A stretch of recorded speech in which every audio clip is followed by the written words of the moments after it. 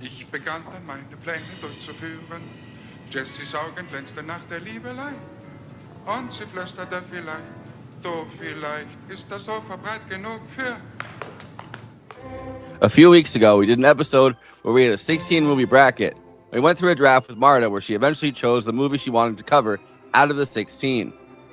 Rainer Werner Fassbinder's 1973 World on a Wire, the West German science fiction film based on Daniel F. Galoui's 1964 novel Simulacron 3. A story about a virtual city or total environment simulator which has been programmed for marketing research. Everyone in the city simulation is unaware they're in a simulation until the lead scientist of the simulation dies and the protagonist Douglas Hall is with his coworker when he suddenly disappears. Trying to solve the mystery of the disappearance leads Douglas to slowly realize that the world around him may not be real, as he feels his mind beginning to fail from the realization, pushing him towards madness. Eva!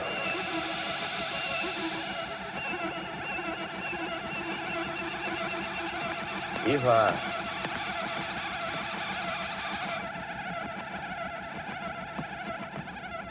Eva! Eva! World on a Wire is developed and filmed as a West German TV miniseries in 2 parts, which were played on ARD, the German public broadcasting channel, on October 14th and 16th, 1973, starring Klaus Lovitch, a favorite Fassbinder actor, as Dr. Fred Stiller, who becomes the technical director of the Institute of Cybernetics and Futurology, after his best friend, Professor Vollmer, mysteriously dies. The Institute is the home of the state-of-the-art supercomputer, which runs a simulation program called, of course, Simulacron, where 9,000 identity units live in a simulated city as human beings, unaware that they're in a simulation. You get the idea. After the Institute's head of security, Gunther Laus, suddenly disappears right before revealing a secret that Vollmer wanted to pass on, everyone besides Dr. Stiller suddenly forgets Gunther even existed. It's as if he'd been completely written out of the world.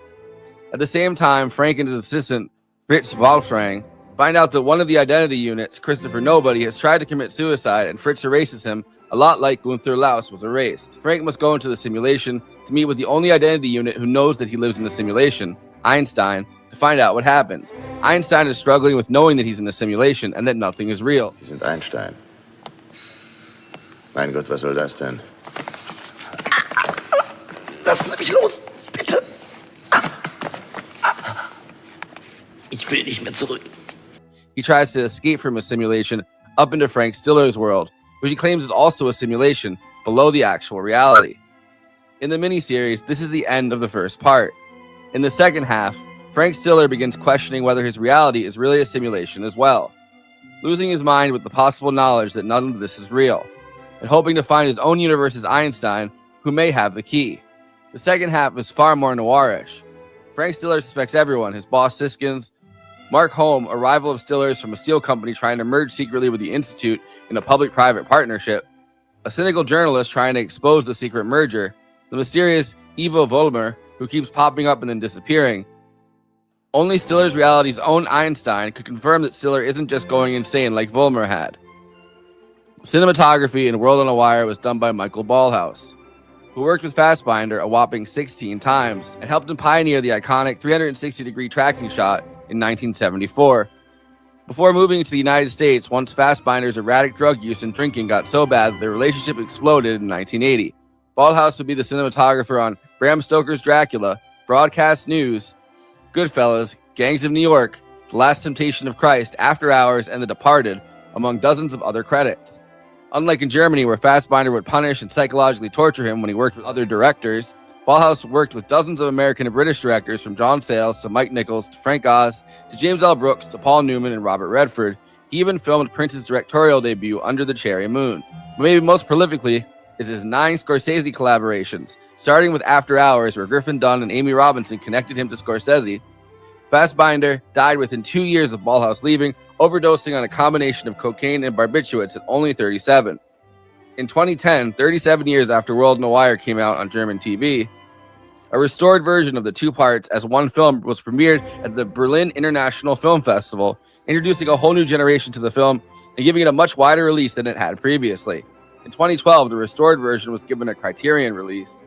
Many of the reviews are openly shocked at the concepts about reality, the simulation, and delving into human intelligence, pointing out that this movie predates The Matrix by 25 years, and even virtual reality as a real tangible consumer experience by over a decade. Also famously, this movie is known for its pretty incredible shots, including a spinning chair, mirror shots, and some pretty incredible dialogue.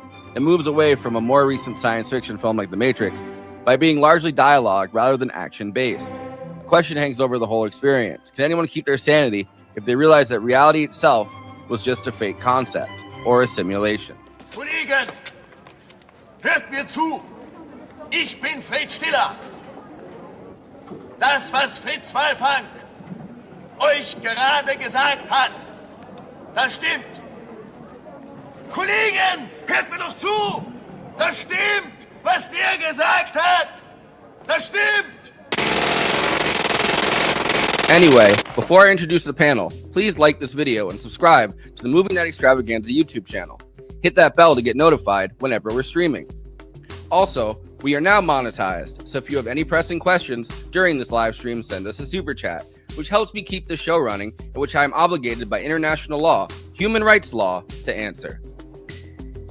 We also have a Patreon, patreon.com/Movie Night Extra. All of our after parties are on there forever.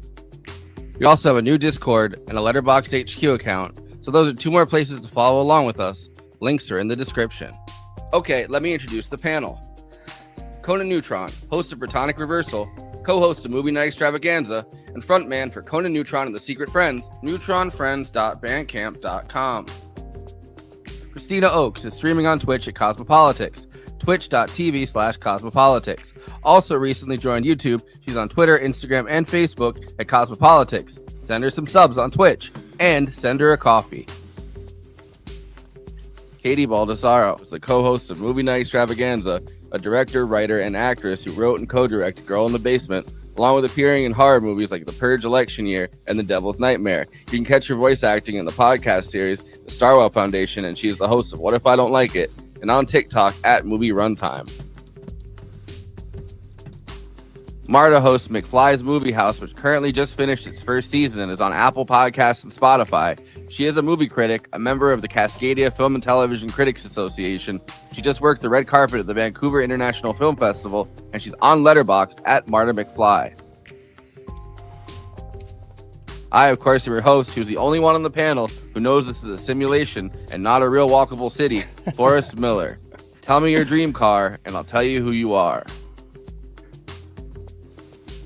It's quite the challenge, isn't it? Marta! Welcome. Hey, We're nice doing to it. be back. What did you guys think? Well, you know I already loved it. So I'll throw it to the rest of the panel. Well, I forgot I've actually seen this movie before. What?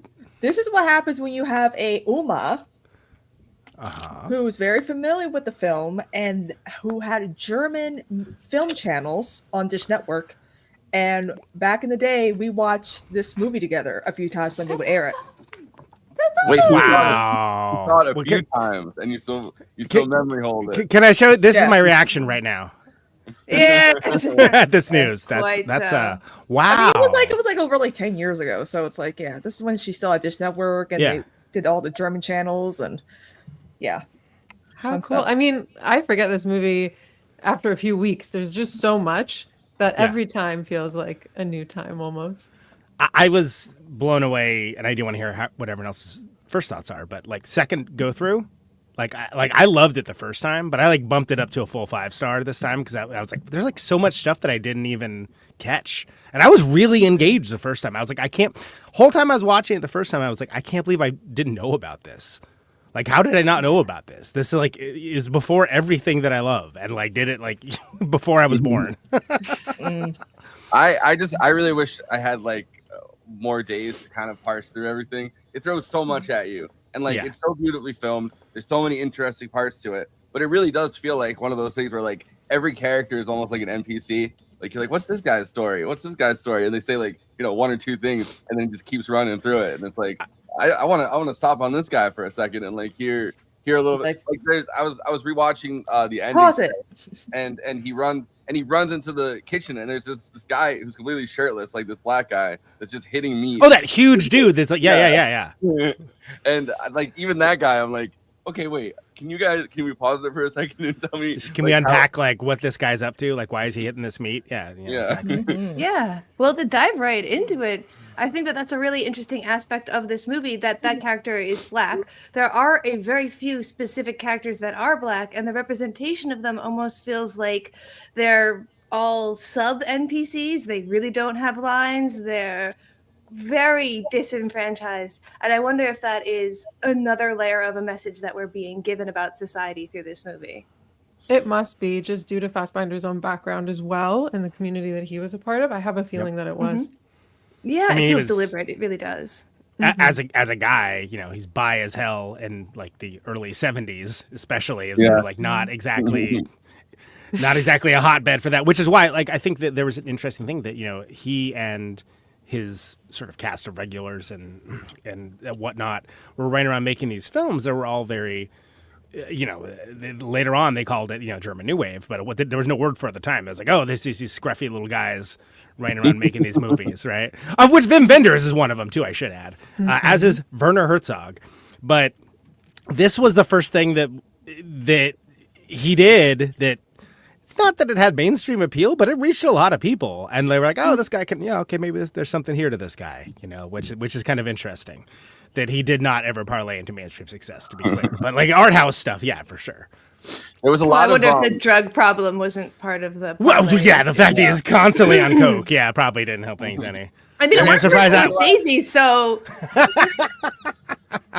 There's overlap between his group of like, you know, actors and like thespians and crew members that are hanging out in Berlin at this time, and then Warhol in New York City, like, you know what I mean, like, and totally and that whole crew, like there's like people that, you know, like a lot of the, when you look back at like what people were in, like some of them came to America and were in like Warhol movies, and like there's other kind of cool you know, because that's simultaneously happening in those two cities. You just made me realize something by pointing out Warhol. There's so much pipe imagery in this movie.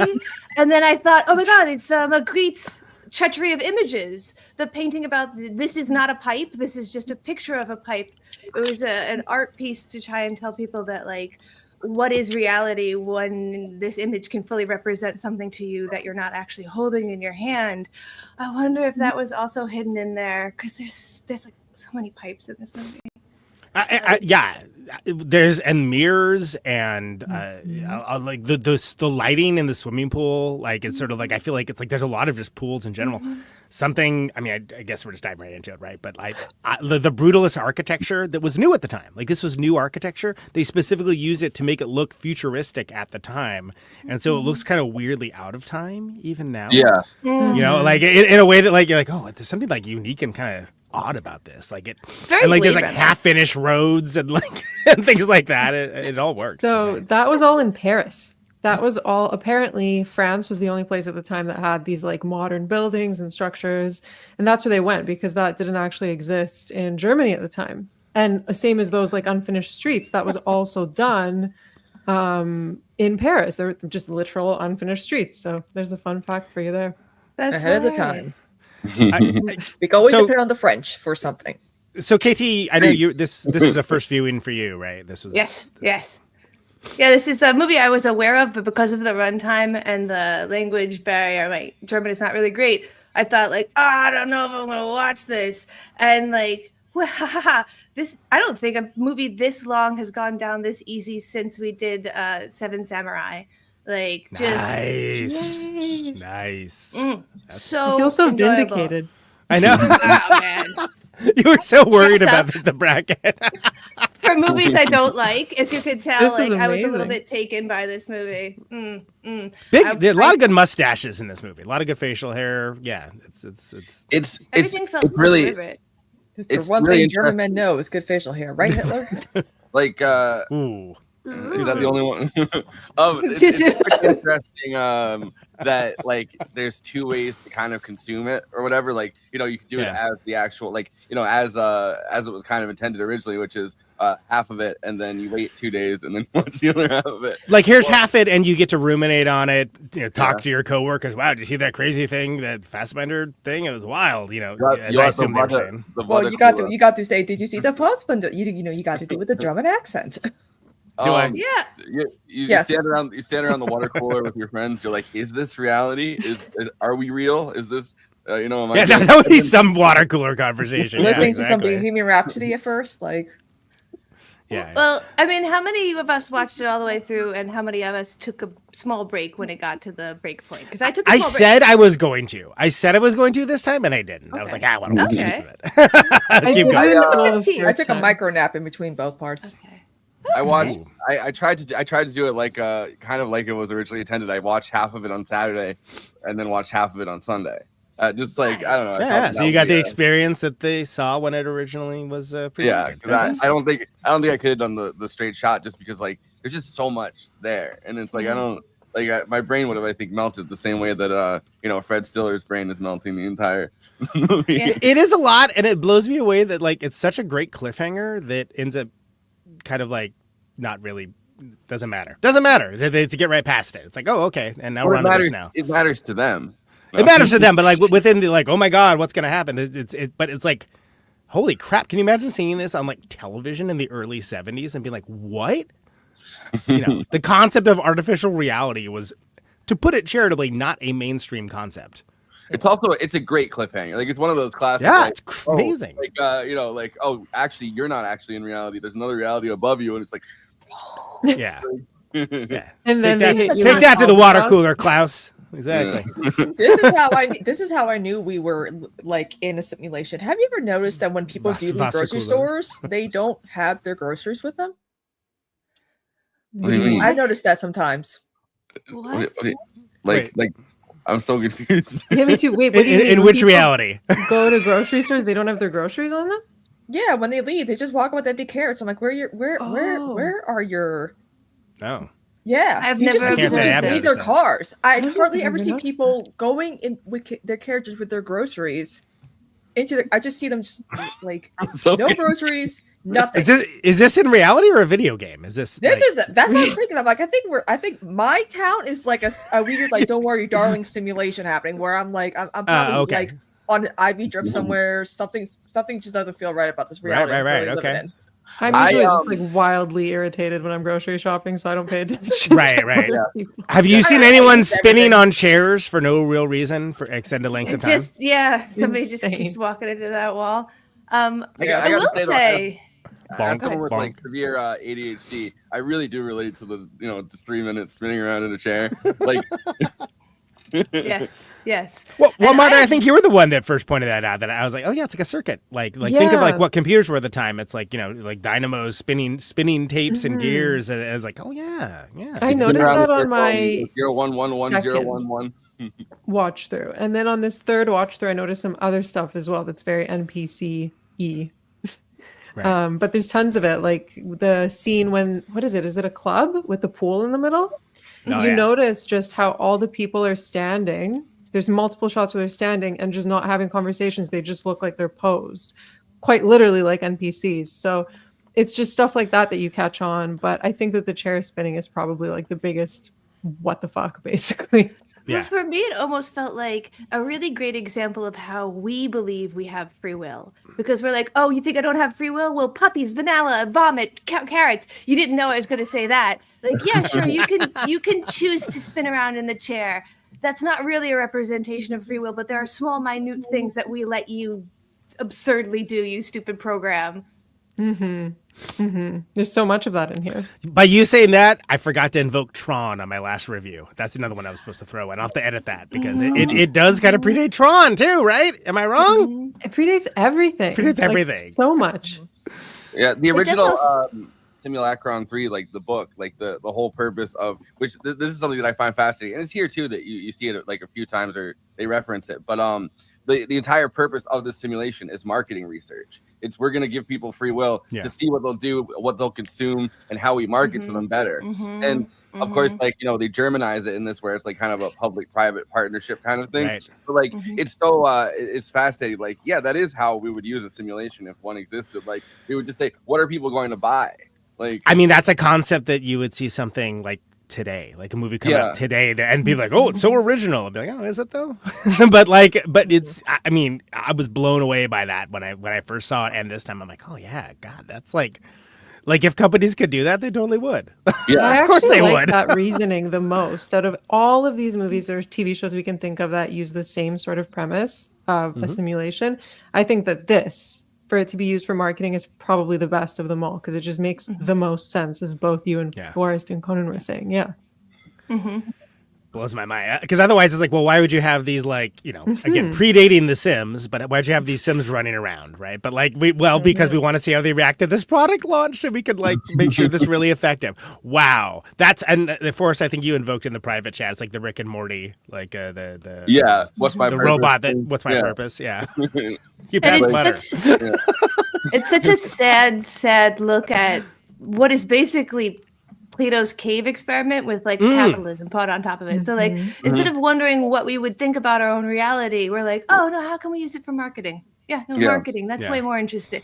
And it's because you're right. Like besides Plato and the shadows on the inside of the caves, I can't really think of anything in literature. Even there's definitely nothing in film that does this with the simulation. Philip K. Dick, we can remember for you wholesale. Is that your over here after all? Total recall. It was 60s, but it's 60. It's 60s. I think it's a little later, but he was kind of running up against that in some of his earlier work. But his earlier work is like every year that goes on, it gets more and more out there to get the exegesis. It's like, oh, he's not coming back. Like he's in God of Light territory at this point. It's David Lynch world. Well, this whole period of time seems to be like a bunch of these, because then Crichton comes out with Westworld, and then it's just all of these people start to have the same idea at the same time. You also have Baudrillard, the French philosopher. I mean, his entire idea of simulacra came out, I think, a few years after World on a Wire. Not to say that they're related, but I think it was around that time, no? All right. Yeah. I'm not sure. I'd have to. Let's get our interns on that. Exactly. Reading about Time Out of Joint is like a Philip K. Dick book. That's what I was thinking of. I was gonna say I have the book, but I was like I can picture the cover. I couldn't think of it. But Tony, you call yourself a dickhead. I can't believe I know. The chosen nomenclature, actually. But we can remember 1959, so it does. And then we can remember it for you wholesale, which later became Total Recall as a movie, is 2 years later than this. But he had already. Yeah. I mean, all of the best sci-fi writers were pushing the envelope in ways that only people that read these weird magazines that they got paid $20 a short story for ever saw. Yeah. They're great magazines, though. I mean, especially for film, you could mine those so much. I mean, people did. Yeah. They were mined so heavily for movie ideas. Also because the guy already accepted $20 to get the story, so you're like, he's not going to charge that much for me to write this into a movie either. Yeah, right. And a lot of those out of all the type of short stories you read in college, were mostly the sci-fi stories, believe it or not, which was always fascinating to me. Because I guess because learning about reality and simulation, all that would be this is going to be the next big thing that we're going to be all worried about. And it's been creeping up on us for the last 40 plus years, and now it's here. Yeah, very salient. Good time to watch it. If you haven't watched this movie, now is the time. I mean, this predicted so much. You can even say technological concepts, in The Office, they have a 70s version of a webcam, basically. Yes, yeah, right. A FaceTime, right? There's just so many little things you can pick up on that you're like, huh. that became real. Yeah. And I brought it up when we did Until the End of the World, which I know, Marta, you still have yet to see, but you should. And like, yeah, Wim Wenders in like the early 90s was like, oh, that's FaceTime. What he's doing, they're doing is FaceTime, but it's on like CRT TVs. It's the same principle. I was blown away, like, watching like Modern Times for the first time, the Chaplin movie. Like, even he had something like a screen like that where the boss would pop up on the screen and go, get back to work or whatever. And you want to go back and like hammer stuff in the factory again. Like, it's one of those things that like you could see it so ubiquitously through all of these different pop culture things. But like all ahead of its time. And also like you could think back on it now and go, oh, everyone knew this was going to also be terrible and it was just going to be used to surveil us. Like, which is how funny it was told to us. Right. It's not going to be used for anything good or to advance civilization. But I do think it's funny that like the whole like, oh, it's his boss, but he's like this goofy, like he's singing and like in slow motion. Like I'm like, oh my god, that's like something that would happen today, right? Like, yeah, I mean it's AI art.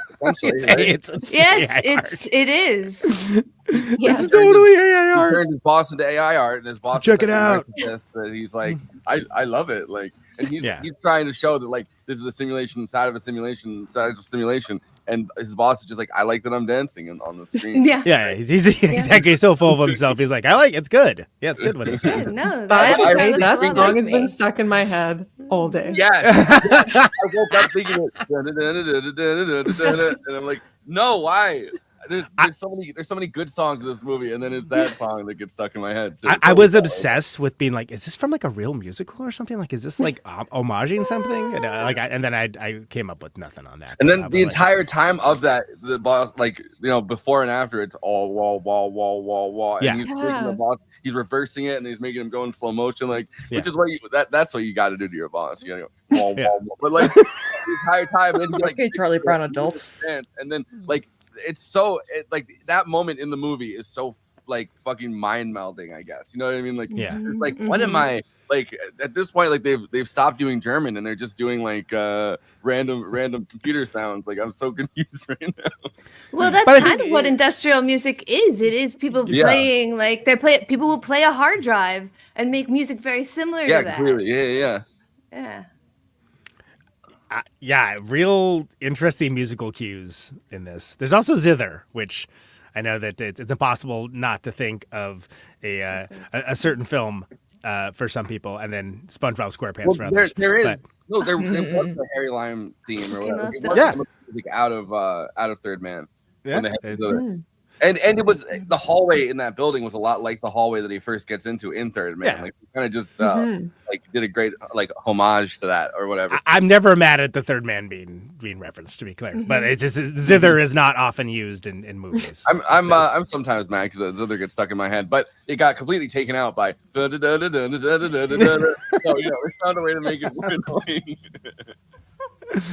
My little brother like works at IBM right now, where they have that giant quantum computer, and I kept thinking about that too, like because this is essentially like a factory building in this movie that they have like a giant computer system in or whatever, like an office building, and I couldn't like stop thinking about like like what if that's what the actual quantum computer is? They have like a simulation inside of a simulation inside of it. It's such a stressful hole to go down. Just thinking about simulations within simulations. Oh, I hate it. Well, because our reality it would explain a lot, though, wouldn't it? No, it has to be. It has to be. Yeah. How reality only works because it's like kind of rules based. You know what I mean? Like there's like, oh, I know that probably I'm not going to get deleted out of existence tomorrow by like a megalomaniacal guy on like a computer. Like because I know that my brain is like there's all these rules. There's physics, like all of that stuff, right? It's all rules based. Like what happens if they just start deleting rules? It's like a part of the rabbit hole that's scary. Then that's how Trump gets reelected. So there you go. But plus you can see this in human psychology. Too soon. There's the concept of pareidolia, where our eye will try and make things that make no sense make sense, and we'll see faces and things that aren't. So it makes sense for us to culturally want to hold on to the idea that like, oh, this is a simulation. That's why things are weird sometimes. It's a glitch in the matrix. That's way more fun. I think Kristina's kind of right about seeing the groceries the way that she is, because sometimes when I'm driving and it's too foggy out, I think, fuck, there's not enough RAM today. Then the rest of this street loading so low. Or what if COVID was just because they needed extra RAM to run that Steel program and they had to keep us all at home? Well, that's there was crazy. a big conspiracy that birds aren't real. They're actually security cameras. And during birds COVID, aren't real. During COVID, they just made COVID happen because they had to change the battery in all the birds. The guy who started that was just doing it as a meme. Yeah, and people didn't know that. They had him on the Majority Report. From inauspicious beginnings, right? But I think there's something to be said for like moving to that point, that like the explanation of we're like one level down, right? And how interesting, again, going back to the cliffhanger of finding out, okay, this may not be the actual reality.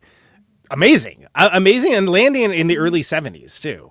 And again, it's something that we think of as, we've seen that in like a bunch of movies and stuff now, right? But now that it's like, oh my God, this is, think of the things that we didn't have. Dude, you still had leaded gasoline at this time, right? And then you didn't have computers in everybody's house. I think it's a lot harder for people to think they're in a simulation when they have never really touched a computer or maybe a video game. The home computing revolution was like the early 80s, basically, or early to mid 80s. So Commodore 64. I cleaned for the guy who invented the very first like big like high-end computer. Like he's a big tech guy, big security guy and all that. He's like, I remember like the first like big like I forgot whatever the brand of computer was. I was like, no shit. You cleaned for Heinrich P. Computer? That's crazy. I think the last name there was it Mockley? They spell it with a K, computer. Anyway, my name is Heinrich P. Computer, and I am here to give you our first designed line of computers. It needs to be clean, though. Please do. If it's dirty, the whole thing catches on fire. I mean, like when they had it as the reel. People see the reels, like the reels of tape that go through, but that was like literally, before there were microchips, that was how it was stored, and it was like.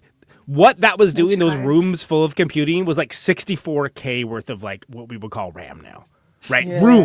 Rooms.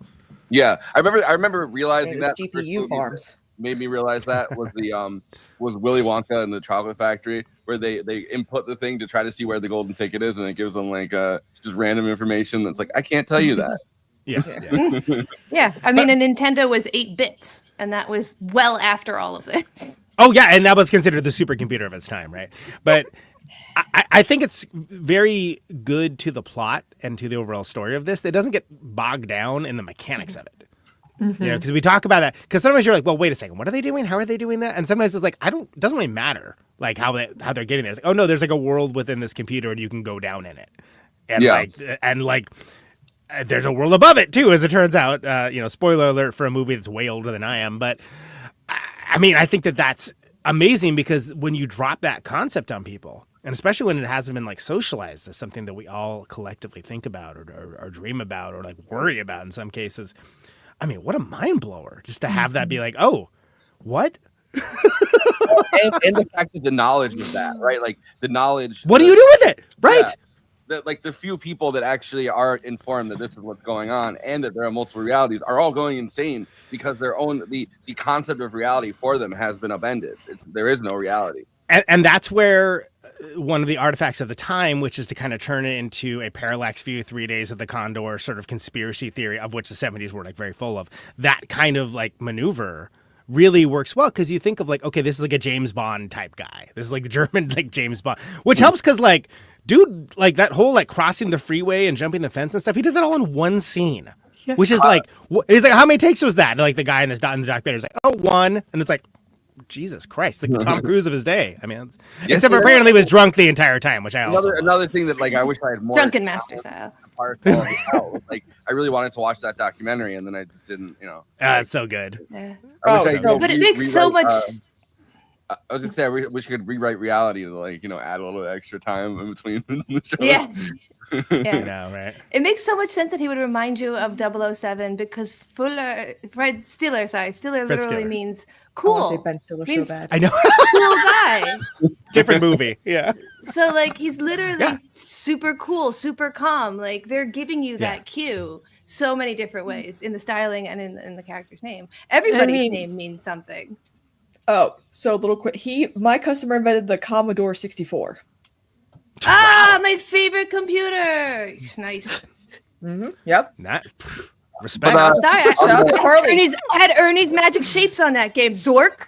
It's based only. Ernie's magic That system shapes, goes wow. hard. Yeah, Zork's before, great. before it slips my mind, the Klaus Lowitch, the guy that plays Fred Stiller, right? He would go on to be like a huge detective character that I can't remember the guys. Oh, Peter Strom, who from 1989 to 1996 on TV, he would be like one of those, the German version of like a Columbo kind of character or something. Yeah. Well, and that is super interesting too, because when you think of like this neo-noir sci-fi thing, first thing I think of is Alphaville, which is it's definitely like taking advantage of, like, we all know what the PI looks like. What if he was in like the near future in kind of space? Okay, but like we're not going to show any of that. We're just going to show you this weird architecture that looks alien. Again, say in the same way that this film does.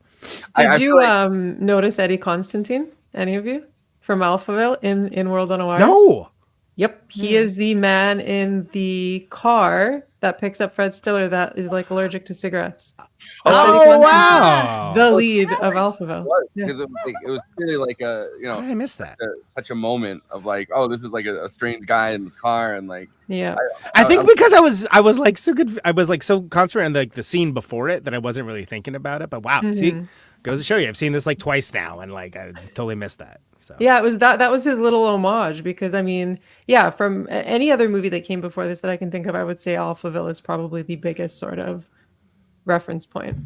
Right, which isn't to say that it's like it necessarily, but it's using, again, modern and like postmodern contrivances for cheap filmmaking and awesome filmmaking purposes. Cheap and good. I want to ask you guys about what do you guys think of the pacing of this? Right, like sometimes the pacing very purposely speeds up, and sometimes the pacing feels like it very much slows down, and you kind of just get this world, and like you're kind of you just get the ambiance of it or whatever. Like, what do you guys think about that? Because I think that more than anything else, this film works because it's like a master of pacing. Like when things start to get frantic, the entire pace of the movie speeds up. You feel it. Oh, I mean, I did my first time. I think now this is my third rewatch, and with each rewatch, it just becomes better, like pacing wise. Like this time, I was just glued to my seat, could not move. I think the first time, though, I will say I did watch it in one go, so maybe that's on me. Yeah, well, I mean, that's, and I think I even remarked in my first review that I was like, hey, the pace might seem kind of long, to stick with it, it's worth it. And then now I barely noticed it this time. And, well, especially because I was like just eating up like all of like the crazy production design and like things like the mirrors, like in the mirror placement and like the lights and stuff. It's like, God, Nicholas Winding Refn never could. And there's no extra scenes. There's no like dead scenes that seem to be there for no reason. Everything is so densely filled with dialogue that's important that you wind up paying a lot of attention. Even the like action is quick. So yeah, I really feel like the pacing is perfect. Speaking of quick, we moved past the name thing really quickly. I thought that was very interesting, Katie. Can you lay that on us? Please. Yeah, absolutely. So when I noticed that the first character's name was Volmer, I know that Volkswagen is the car of the people. Volk means folk, means people. And folk, Volmer means famous person. So then I started to think like, oh shit, let me just, every time they say somebody's name, I'm just going to write it down and I'm going to Google it later. Yeah. And every single damn character had a reason for being named the way they were. And like we said, Stiller is cool. And Volmer is famous person. And Eva is like, first of all, Eve, the second woman. And she's going to be the only person. And she literally has person in her name. Like they're just hinting and hinting and hinting. And I'm dressed like Han, which means rooster. And he literally wakes up our character. We also had Laus, which is literally pretty, I think that's the most obvious one because he's like a bug needled in there, sucking dry, he's a bad guy. I mean, pick a character, guys. I mean, even if the chats, if you could think of one that I haven't said yet, there's so many. I'm just going off the top of my head. There's a meaning for all of them. I love that. No, that's again, there's just like many like different layers here, right? I mean, and I think that like even with the visuals, which by the way, like there's some, I mean, all of, granted, it's still very much a patriarchal story, but one of the things that's so great about Fassbinder's films is like there is sort of a deep connection in the Andy Warhol way to queer culture, and a certain raising up of women, even though it's usually to be like the main characters in their misery, just like guys. But I love like Barbara Valentin's character, who like almost is like drag like in like the way that she's like made up, like so like just cartoonishly like almost overdone, but then also they kind of lean into that as a thing. Like I find that, by the way, she lived with Freddie Mercury for a while. Yep. Which is crazy. Yeah, no, she's a whole interesting character in and of itself. I mean, she was very well known in Austria and Germany as like a, just like a bombshell actress, like, your Jane Mansfield of the Eastern Bloc kind of situation. That's well, right. that's actually a great point you make, Conan. Mentioning her is that the majority of the cast were actually really well known at the time. They were all very famous German film or TV stars. So that again just speaks to the concept of this entire story and how that would have felt for audiences at the time to see all these well-known actors and people acting in a film that's about a simulation, taking on roles that maybe, necessarily don't match them. Like, it all just ties in together with this whole thing that Fassbinder was trying to say. And perhaps this is like me using present logic to go backwards in this, but because video games weren't super present there, but it feels prescient of him to pick people like her to represent women, because if we make a false reality, we're gonna hypersexualize our female characters in that false reality. Yeah. Naturally. So like, yeah, she's almost androgynous. She's almost, because once you start to hypersexualize a character, it starts to look like drag, whether people realize it or not, said the person in drag. Ironic here. So like, for our audio listeners, KT has a pink mustache and beard to match her pink hair. Today, KT is wearing pink beard and pink hair. Brought to you by Rowan Yarns, Angora line. There's also like there's the guy that's a journalist, right? Like Ule Lamo, I guess is the actor's name. He like performed with Elvis at one point, and he was another one of the Warhol people that went in and out of like Warhol circle too. And then they have the Elvis scene in this movie too, where they're coming into so it's like there's so many levels of like interesting, like it's almost like making your own simulation where you're winking at yourself at different points, right? Like it's like Fassbinder is putting all these different characters that he knows and almost like winking to like their history of this and that, and like I don't know. It's like it's such a fascinating milieu, I guess. I'm trying to think what the modern corollary would be. I mean, and unfortunately, now we're so used to seeing people that everyone's got their Instagram going and they're like, "Oh, it's me backstage" and whatever. That wouldn't really be the same thing. But I have to. It had to have been like if somebody had done this in the '80s, and Madonna was in there or something, right? And it's like, oh, it's Madonna. Like, how could it be anything other than Madonna? Which, by the way, the movie's Madonna and not that great. League of Your Own. That one's good. Yeah. That one's good. But it's still Madonna. Yeah. Madonna looks like she's in a simulation. The character the news character is named Rupt, and we literally meet him abruptly because that's what that means. We see him with like a window. That's his entrance to our character story. I love that. I took, as someone who's 69% German and took German all 3 years in high school and learned High German and knows some of Low German, I've been listening to a lot more music these days so I can get a better understanding of the German language. So again, KT, I was very fascinated about the name. Right. Because again, like a lot of, for those who don't know, the English language that we speak comes from a lot of those Germanic tribes. You don't way back when.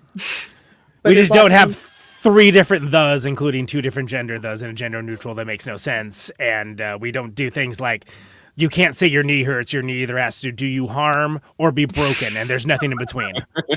My knee is doing me harm is the most English to German translation I've ever heard.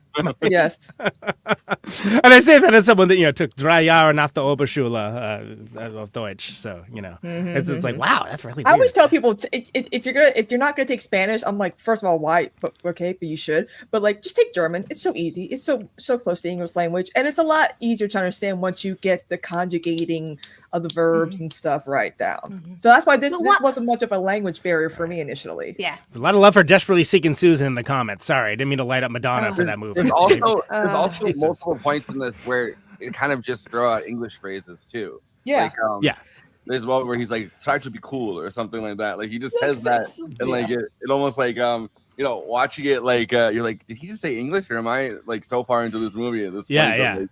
Exactly.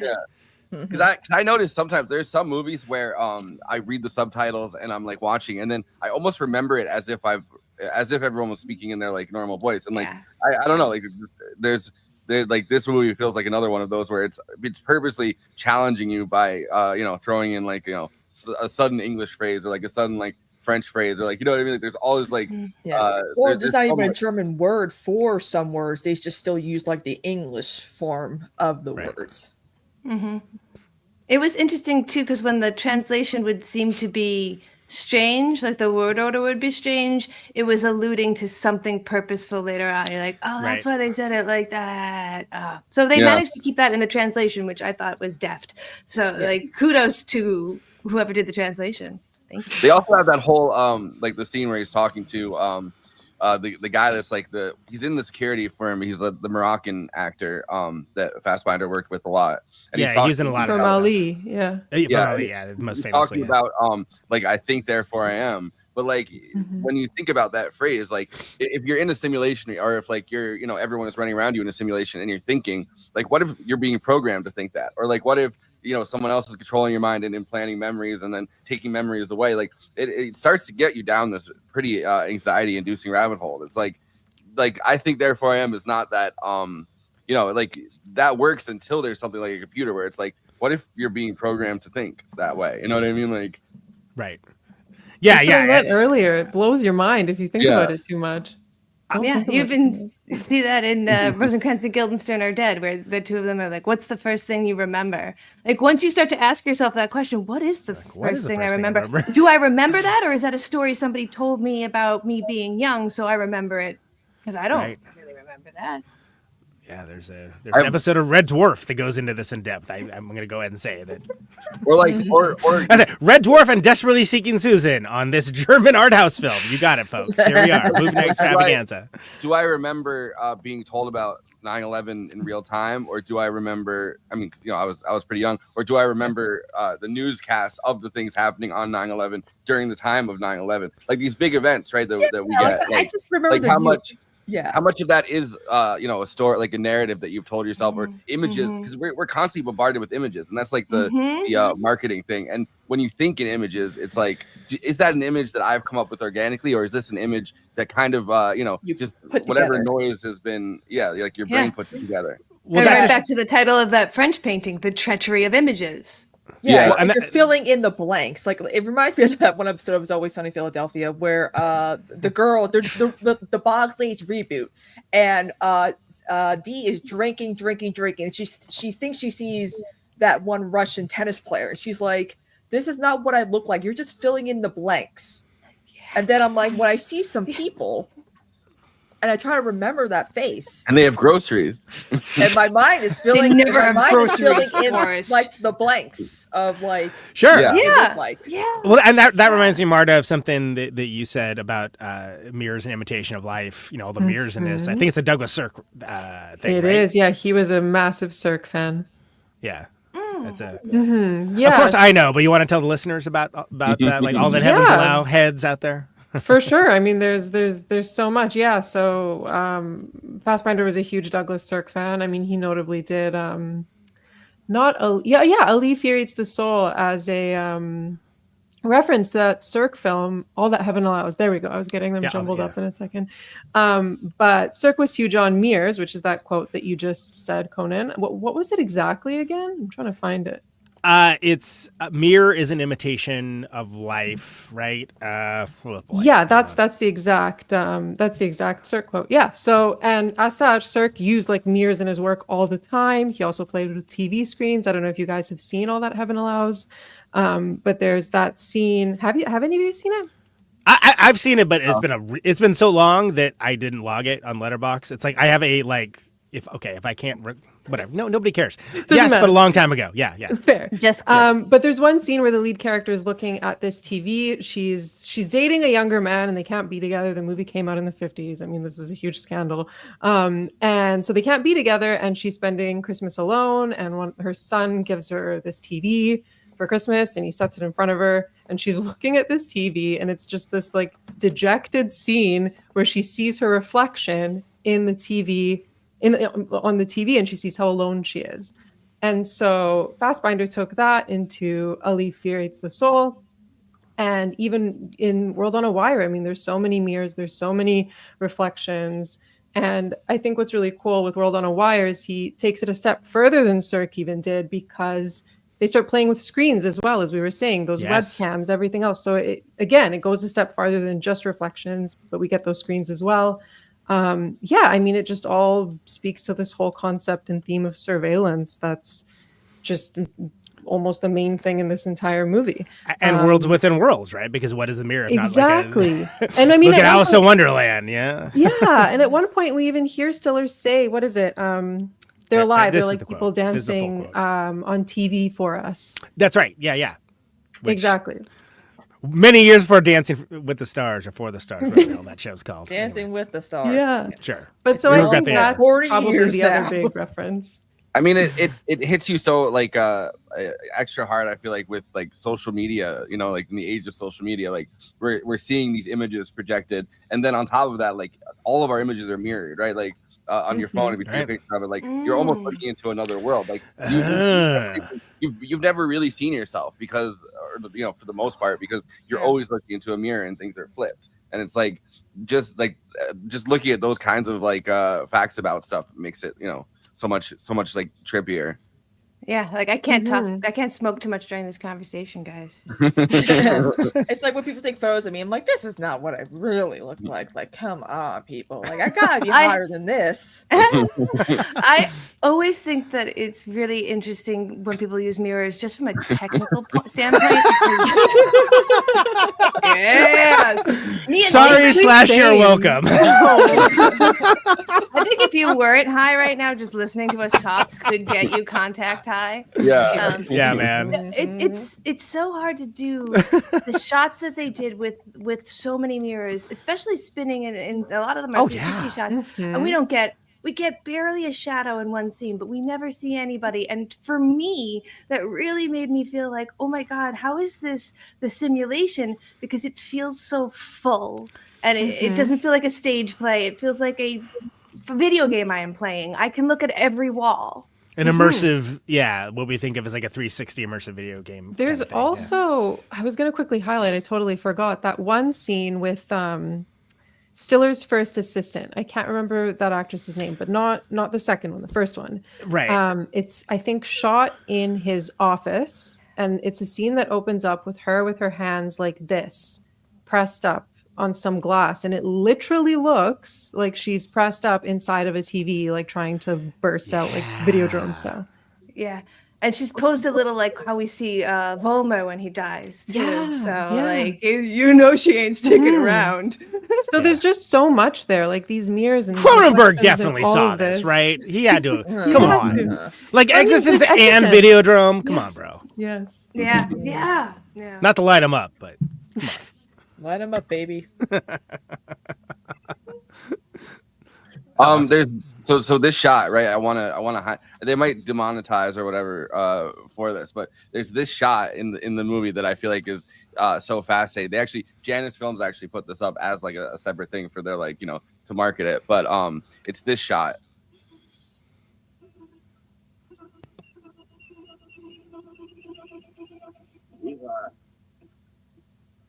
Yeah, super cool. Oh, so rad. Whee.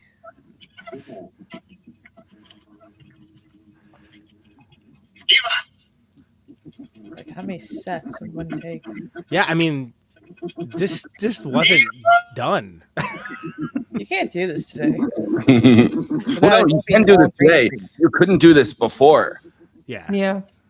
So this is tech. So that's like an early version of this 360 tracking shot that a year later Fassbinder and Michael Ballhaus would work together on a movie. I think Martha or something. I can't remember the name of it, but they would do this movie where they would do this 360 tracking shot that nobody had ever done before. And it was they just threw it in the middle of the movie, kind of to I mean, you know, like it's cool when you actually see it. Like they're just kind of going in a circle, but they didn't even have like the technology put together to do that kind of 360 tracking shot. People now do that in all kinds of movies, And then Michael Ballhaus was like, I don't do that because too many other people have done it. Yes. Right. Well, it's Like there's that whole scene in The Player that's homaging the original long shot. That's oh my god, I can't think of the movie right now. But the Orson Welles. Would Brian De Palma count doing that? Citizen He Kane? would do split screens of it. Did he attempt to do that in his films? Because that's what it seemed to me while I'm watching Caribbean Phantom of the Paradise, but it just doesn't look exactly like that. It's like he was just showing like so many different like moments in like one.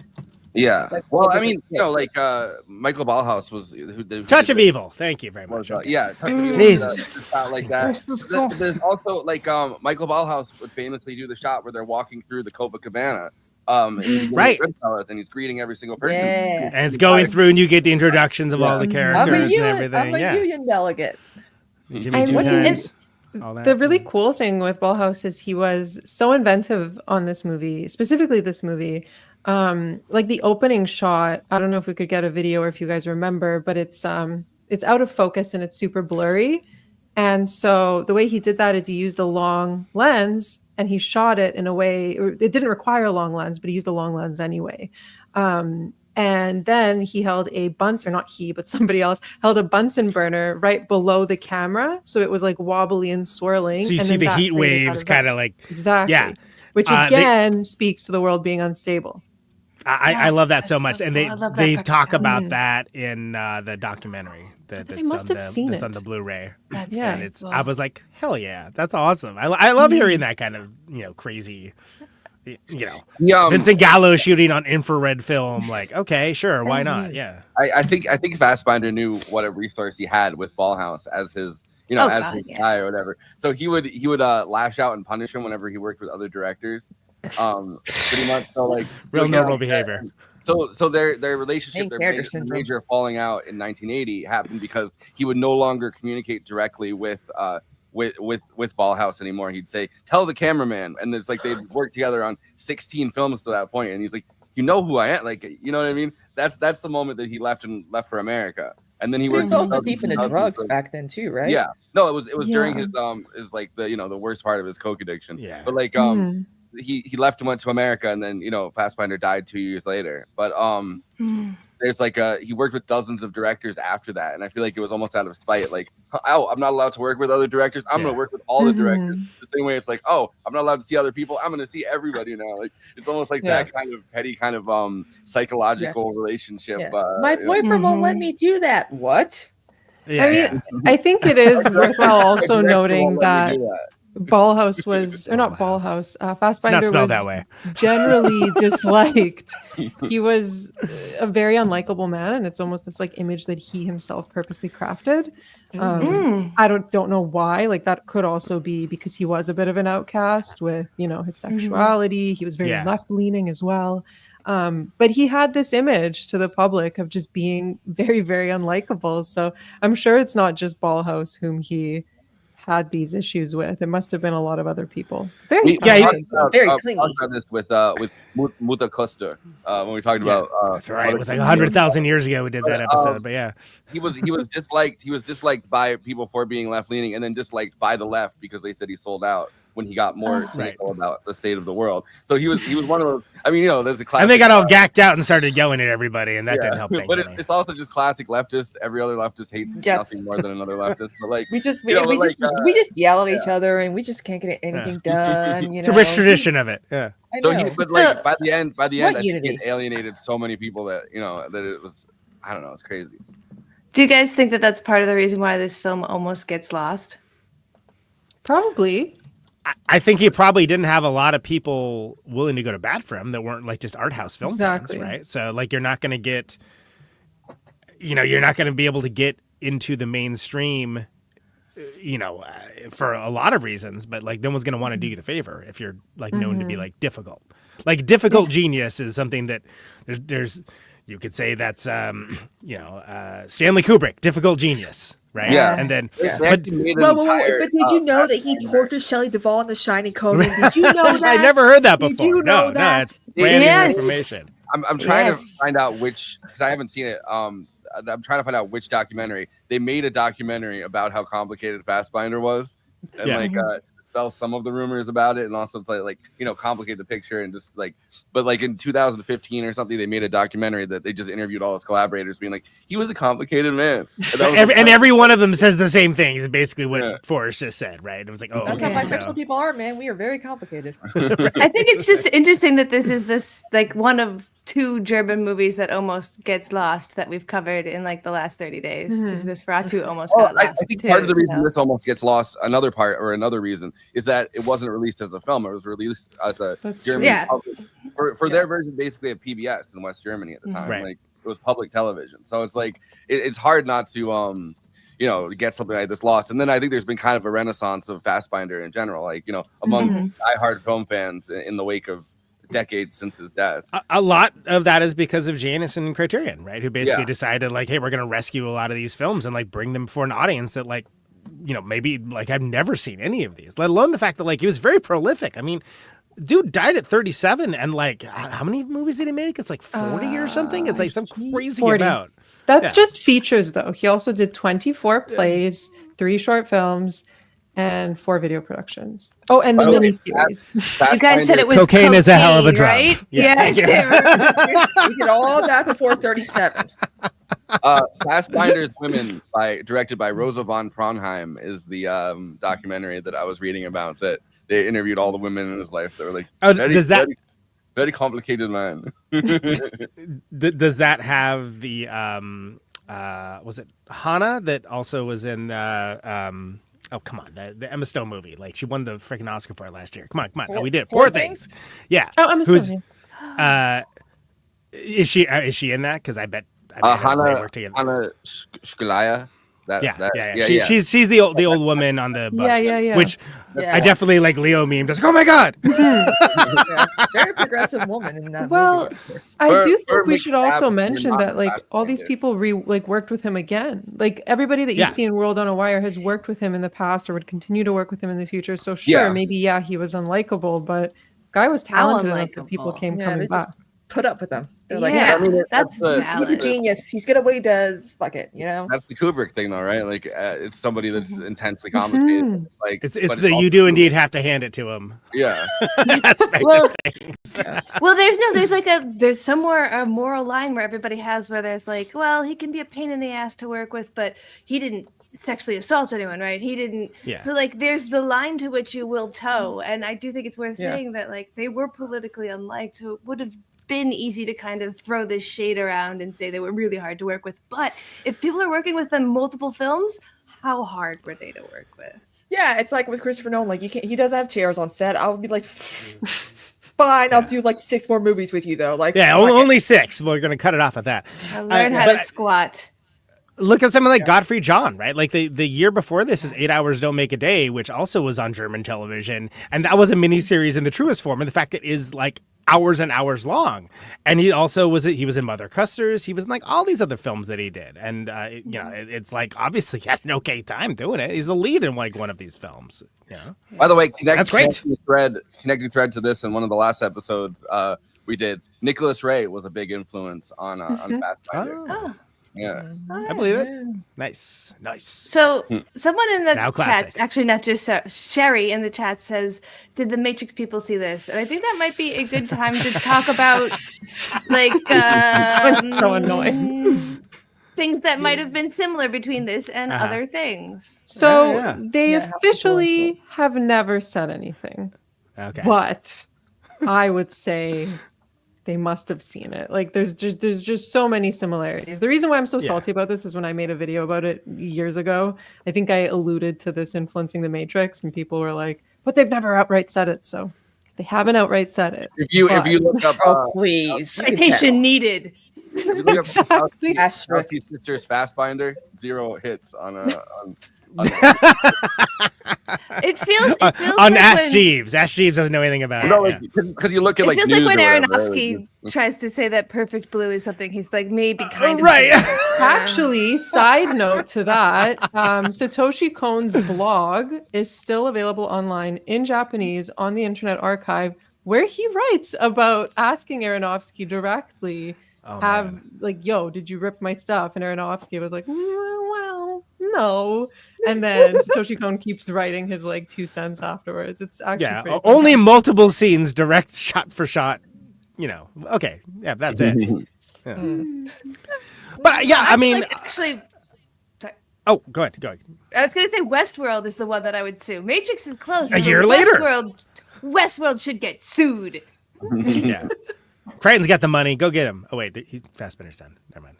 Wait, but when did the original Westworld come out? Because it was a movie, was it not? It was 1973 that they wrote the book and did the movie the same year, almost as if they rushed it because they were like, there's this guy doing a version of Simulacron out in Germany.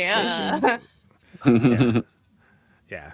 And of course they got Yul Brynner, so they won. For German public TV. My favorite guy who can play any race, Yul Brynner. Good guy. He's just a creepy robot cowboy in this. But yeah, I mean, like that's another one of the many ones. I forgot to mention Tron. I did mention Westworld this time, but like it's just like it's incredible how ahead of its time it was, and it's almost shameful that people don't know more about it. Like I don't know what the final numbers are going to be. It almost doesn't matter. It's not why we do the show, but like this is going to be one for the true heads. Unfortunately, I feel like even if I've converted 5 people, that's good enough for me. Same. Well, Same. 1, 2, 3, or no, the majority of you have already seen it. I Wait, have all of you already seen it? me. No, Katie, that you're the first one to watch it, so I guess I've converted. Forrest had not seen, not to narc him out. Forrest hadn't seen it either. But like, it's this man hadn't seen it. Like people think like a lot of this shit started with the Matrix. I'm like, no. I'm like, if you read sci-fi novels and like certain authors, they've dabbled in like with the like reality and simulations and even like AI like way ahead of time. Probably like in a Twilight Zone episode 2. Like there's some it's been creeping up. We've been seeing specks of it throughout the last since the invention of film. But it's just fascinating to me where a lot of people, this is when this began. I'm like, no, you could tell that this movie was very influential on a lot of, future projects that have came since, but it's just, it doesn't get the credit it so well deserves. Oh yeah. Actually, it's funny this movie like feels like it predicts so much. It's so prescient. And then talking through Mother Custard when we did, it felt like we were kind of parsing through Fassbinder's thoughts on the present. And this is like Fassbinder's thoughts on the future. Like, it's the only time he did a sci-fi too. Yeah. The only of all the numerous films he did. Which is crazy because it's like chef's kiss wonderful. But if you're only going to do one, make it one of the most influential ones of all time, I guess. Casually. He basically did what George did. Told the great joke, got out of the meeting. Fantastic. Yeah, I mean, I it's there's so much to discuss on this, but I think that the whole thing of going up to the next level and then kind of again, spoiler alert for the very end of it, a cab that like, and then you get everyone's reaction where everyone's just sort of like standing around there like NPCs, right? Like I would think of like NPC behavior. There, dude, a guy just got shot on top of a car. Like that's crazy. Okay, but he was complicated, Like, some of them are happy he got shot on a car, and some of them are upset, I like right now dueling protests too. He jumps on the car, and half the people outside are like, "He's a murderer! He's a murderer!" And they do it in another scene too, where the car just goes off the pretty much like the guy gets murdered by the car just going off the cliff, like whatever, and then everyone's chasing. He did it. Get him! Like, murderer! He's getting away. Remind me of him too, that moment in the movie. Sure. Yeah. And I think it's meant to sort of evoke those kinds of emotions, right? Because it's sort of like that, like, okay, you look at blow up, blow out. Again, talking about what do you call it? Come on, we just mentioned the remake guy. These I can't think of his name. Anyway, whatever. It's like that whole, like, you're seeing something you shouldn't see, and it, like, screws up your entire world. And then you have this situation where there's a reckoning. But what if the reckoning is, like, everyone's just sort of nonplussed about it because they're in a simulation? And then, like, oh, by the way, we swapped you out. We swapped you out with, like, the other person who's apparently a dick. The real guy's a dick. So he died instead. Isn't that cool? Now let's bone. Great. Sounds good. Well, the real guy just shooting the bone. A megalomaniac, like almost like a Hitlerian figure, because he had such control over this tiny world. And it's like, what makes Yeah. you think that this guy is not going to be brought into this reality and then become the same exact thing? Because it's like you brought that guy out because that guy made a corollary of himself in that world, which is our Fred Stiller. Like, what's his name? Fred Stiller. And that up level is like way more boring looking than even like the one before too. But like Ava's clearly he's so like happy to just be in reality. He's like touching the walls, he's touching her, he's touching her legs, rolling around. yeah. For me, this makes sense if the whole thing is a therapy session. That guy is really violent and married to Eva. He has taken ketamine. They've convinced him he's gone into Oh my gosh, simulation. Elon and he's Musk. come back out and he's really chill now. And she is so happy that he's chill now, that they're gonna bone because they've been married this whole time. And he's on ketamine, so why not touch the walls? I'm just saying it could be a ketamine therapy session. Wow, that's not a reading that I had thought of. Ketamine before. has proven to not work for some people, though. I know that for a fact. Yes. Yes. Don't go all taking ketamine now that I've said that. Yeah. PSA. Too late. I already. We do not condone drug use on the whatever. I have no idea where to go with that. Marta, do you have is something that you'd like to discuss about this lovely film? Let's discuss the poster. The poster. Oh, how good is the poster? Which I have here. Unless you guys have like a better. Go ahead. I'll get it. I'll get it. You'll have it in a So moment. cool. Is this It's okay. I can use like a this. Venn Who's diagram. the artist who did it? I don't know. You're asking me the one thing that I don't know. No, but that's it's okay. It's very Saul Bellow, so it kind of reminds me of a Hitchcock cover. Maybe. But the reason why I bring it up is because this pretty much also plays with the entire concept of this movie as well. If you like pay attention to it and properly look at it. Like if you look at the title of like the letters here, we see how, above each letter, there's those vertical lines, those extend like wires from a computer. You can put it down in a second, Marta. I'm going to put it on as an overlay. Yeah. So It also represents like the two parts, almost like, Exactly. represent- So then from there you get, so we covered the wires, then you have the two circles, right, that are overlapping in different colors, and those kind of form an eye. So that to me kind of signifies the whole concept of surveillance, voyeurism, et cetera, et cetera. And in the center of this eye, you could argue that that's Fred Stiller who's running, right? Who's running, yeah. And so you could say that he's in the middle of two circles because he's stuck between two worlds.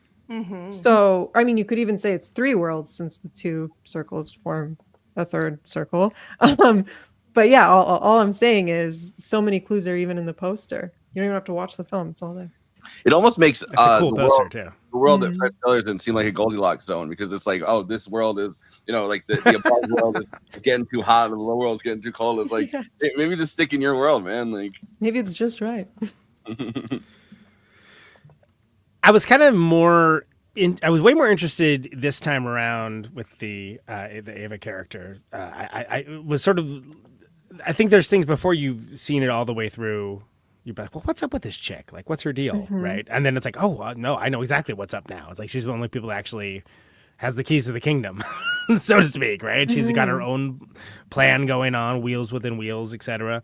I think that works so well because we see so many aspects of, we have this thing, here's how we're going to utilize it, in some cases exploit it, and you see, but you never really get a hint to what she's up to because people don't just announce their actions like a video game, So why would they?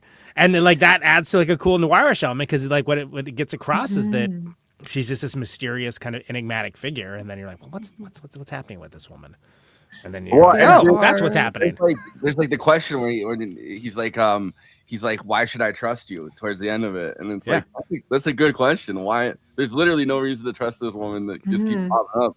And she's like, she doesn't really give him an answer. She's like, because I love you. And it's like, that's not really an answer. It's something more tangible. That only works if you're hot, by the way. But there's so many noir tropes here. I'm so happy you guys bring that up because you could even say that Fred Stiller is like your quintessential noir fall guy.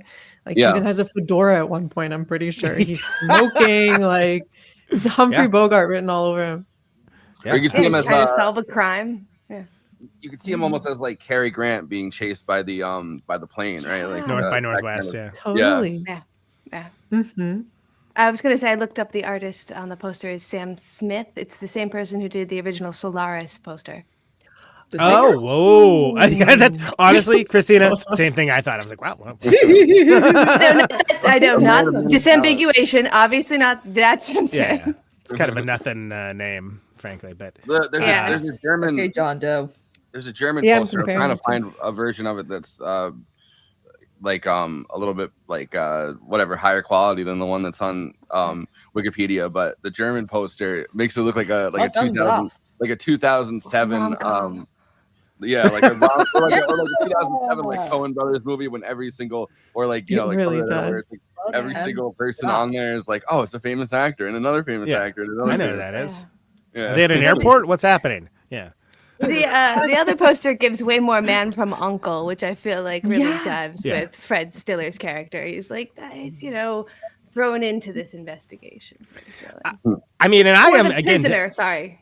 Oh, prisoner, totally, yeah, absolutely.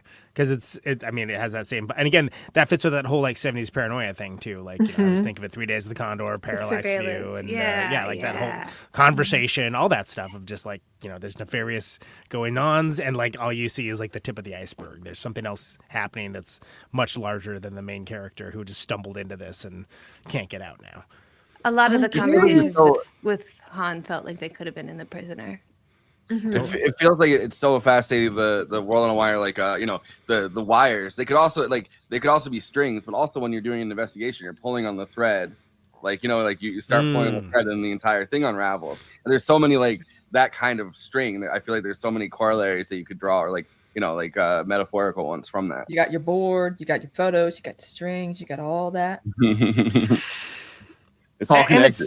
It's all connected, people. Yeah.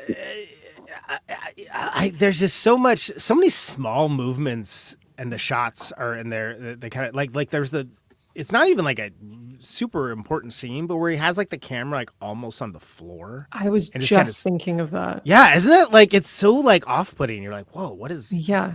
It's I had like to rewind it this time and watch it again because I was like, oh my God, this doesn't even cut. It's so fluid too. Like that's the thing. Because as you're saying, it's like what, like an inch or two off the ground, it seems? It's like so close to the ground. Like it's like if you can see if they had mopped up earlier. That's how close to the ground it is. Do you guys know if that was handheld, or do you think that they tracked that? Must have been a dolly. They had a small dolly and like trolley setup that was apparently a real son of a bitch to put together, and everybody hated doing it. But like then they're like, oh, but it looks great. But. Beautiful. But I love those off-putting kind of like unnatural shots, right? Because if you're dealing with something that is ostensibly unnatural, like what's a great way of making people feel off-putted in that same way of like having the heat with like the super long shot where you see like the waves, like what's happening? Like what is this? What am I watching? Also, even just like through some of those mirror shots, like the one that's probably, well, I mean, there's multiple ones, but the ones that comes to mind the most as being unsettling is, I was telling you guys privately the other day, the 3-way vanity mirror. And so you have Ava's head on the far left, and it's either direct or to the side. And then in the middle, you have Stiller, but he's upside down on the bed or something, but he's upside down. Yeah. And then the third one is Eva again, but from another angle. You got it? I have that. Oh my God. That one's my favorite because it's just weird. Like it's just not normal. Right. And that's, again, good usage of mirrors, like in a way that often filmmakers will not, because they don't want to say get the cameraman on the shot. Like and he does it so many times here. Like that was one example, but there's like a million. Yeah. By the way, that was also the problem with doing the 360 tracking shot, was not getting the that's why they hadn't attempted it until then, was that not getting a guy in there. And then the first one that they did with an actual the actual tracker where they're doing it with the dolly, the first one they had to do was outside because they were going to get the lights in the actual shot. So when they talked to Ballhaus about doing that shot, because it's such an iconic shot, and like every cinematographer's magazine or whatever talked to him and interviewed him about doing the 360 tracking shot as the first guy. And he was talking about how people later figured out how to put lights in it, and he's like, they figured out how to light it, so then you can do it inside too, but you can never do it before that. And I'm like, I never think about the tech part of that. Like Sure, because Yeah. I mean, because we've seen so many of them now too. Like it's Yeah. kind of something. Like, it seems very naturalistic. I mean, wasn't there like a 360 shot in one of those Batman movies? I mean, Nolan loves that shit. Yeah. I think NYPD like Blue that. did Oh, that's all right. 360 all the time. All house, like, oh, that's my old shit. I don't do that no more. Like, you know. Yeah. And I had joked with you, Conan, about putting Fred upside down in that shot does evoke a feeling of being in a different world than Eva, and how they do that in Stranger Things. Our false reality is called the upside down. Yeah. Ah. Sure. Are they finally Yeah. gonna get? Are they finally gonna like abolish the upside down in the next season? I haven't watched since Oh, It's they whatever, don't. It's it's the enough. woke It's been so agenda to long, abolish actually. the upside down. I can't stand it. It's communism, baby. It's But these shots also think of things like the taxi driver shot in the rearview mirror, like these very iconic mirror shots that are like, oh, so cool when done so well, and that is the highlight of the many mirror shots there are in this one for sure.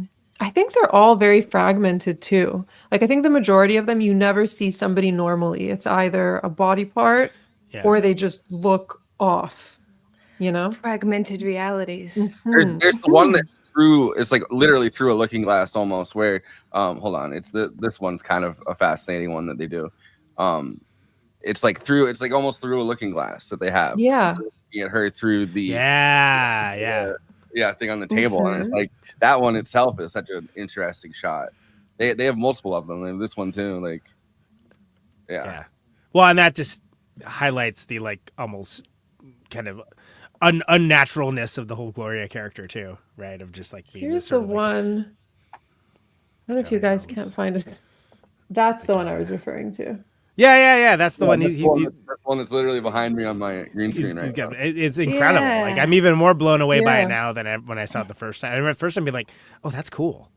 That's cool." I'm gonna throw another name on you. Gloria's last name means devout or pious, and she is the like most blindly devout to the cause. Yeah. That's so cool. Love it. There's a lot of them. You're right. It could be just any random one. I'm curious as well in terms of influences. So we named Cirque, we named Alphaville, and by extension Godard, because he was a huge Godard fan. What else? There's obviously Kubrick, 2001 with the Blue Danube Waltz, which we hear multiple times. Yeah, I mean, what filmmaker wasn't influenced That's by true. 2001? But what else? Did I miss anything? Well, let's see. Metropolis, I There's a guess. lot. I mean, again, you win the club. Oh yeah, well, I mean, that's because that actually, believe it or not, that sparked something for me of the German obsession with cabaret, right? And like having that be like an interesting narrative function within the movie of just being like, oh yeah, like they're doing cabaret because Germany. Wow. because they like that stuff. I felt there's a couple times within it that I felt like they got they were using M as like an influence. Like there's everybody chasing him down and saying murder, obviously. But then there's also the scene where he's going crazy and they have like the almost like the mock trial where they're trying to figure out like whether he's crazy or not. That's By the a way, good one. I didn't think of that. Similar movies on Letterboxd. I like the Andromeda Strain, but come on, Andromeda Strain? Are you kidding me? Jesus Christ! And also, it's like all the stuff they're mentioning is like, yeah, that all came afterwards. Like, like come on, get out of here! Like, this is useless.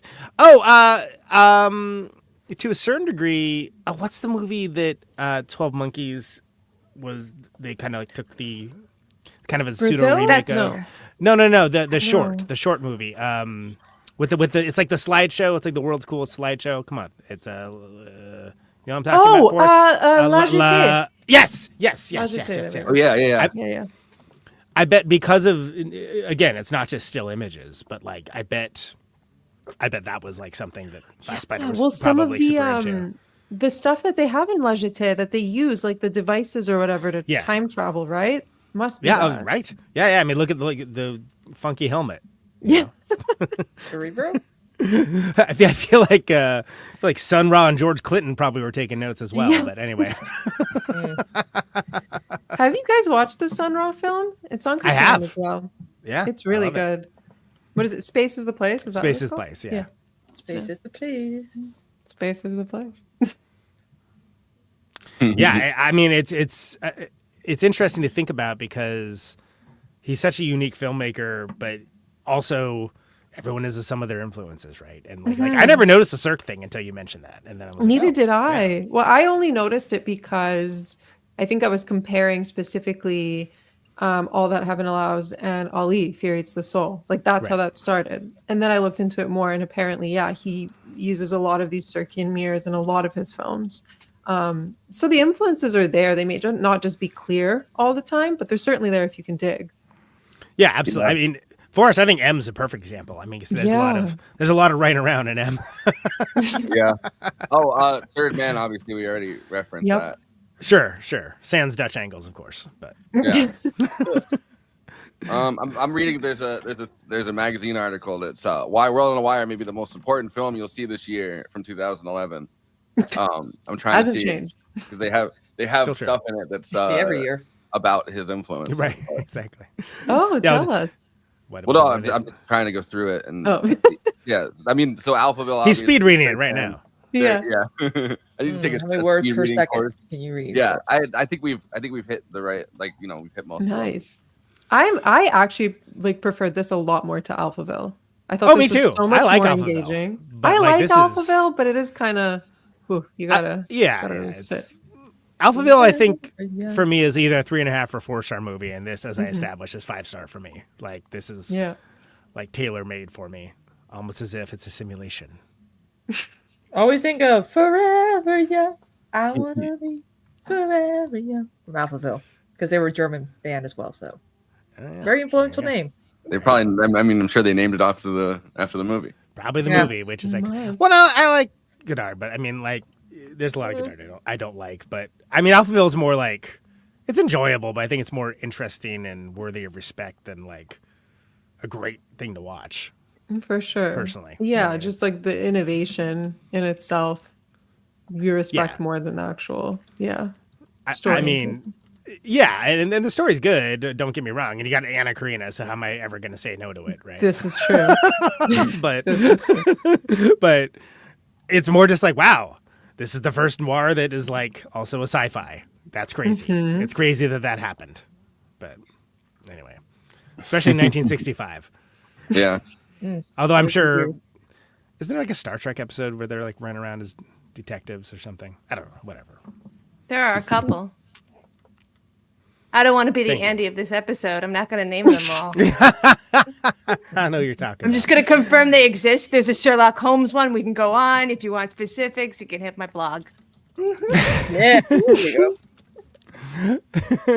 Well, I mean, it's so interesting. Like, I think when people are talking about, again, to invoke Tron a third time, which means Tron will now appear, it seems dated now. Like when people like a review, it seems so dated. I'm like, yeah, but that was what computer technology was at the time. It's like in that same way, it's what computer technology was then for World on a Wire.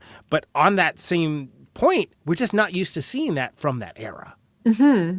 Like even when you see like era, like sci-fi that takes place in an earlier era, it's always somehow a little too glossy, a little too like clean, not enough tape.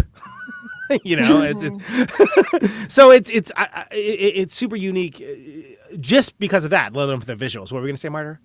Oh, I was gonna just agree with you. I think you're totally right. I mean, when people are like, "Oh, it's too slow. This isn't really a sci-fi," it's like, well, it's a totally different sort of sci-fi, right? Like, right. That's why I was mentioning at the start some philosophers as well, because this is a sci-fi. It's one that makes you think. It's not going to be action focused like The Matrix, right? Mm-hmm. And to me personally, I mean, even with the lack of action, it's still so gripping. Yeah. I think one of you, was it you, Conan? Maybe you were saying earlier how there's not really that big of a difference when you're jumping between these worlds. There isn't at all, actually, in this movie. They all look the same, right?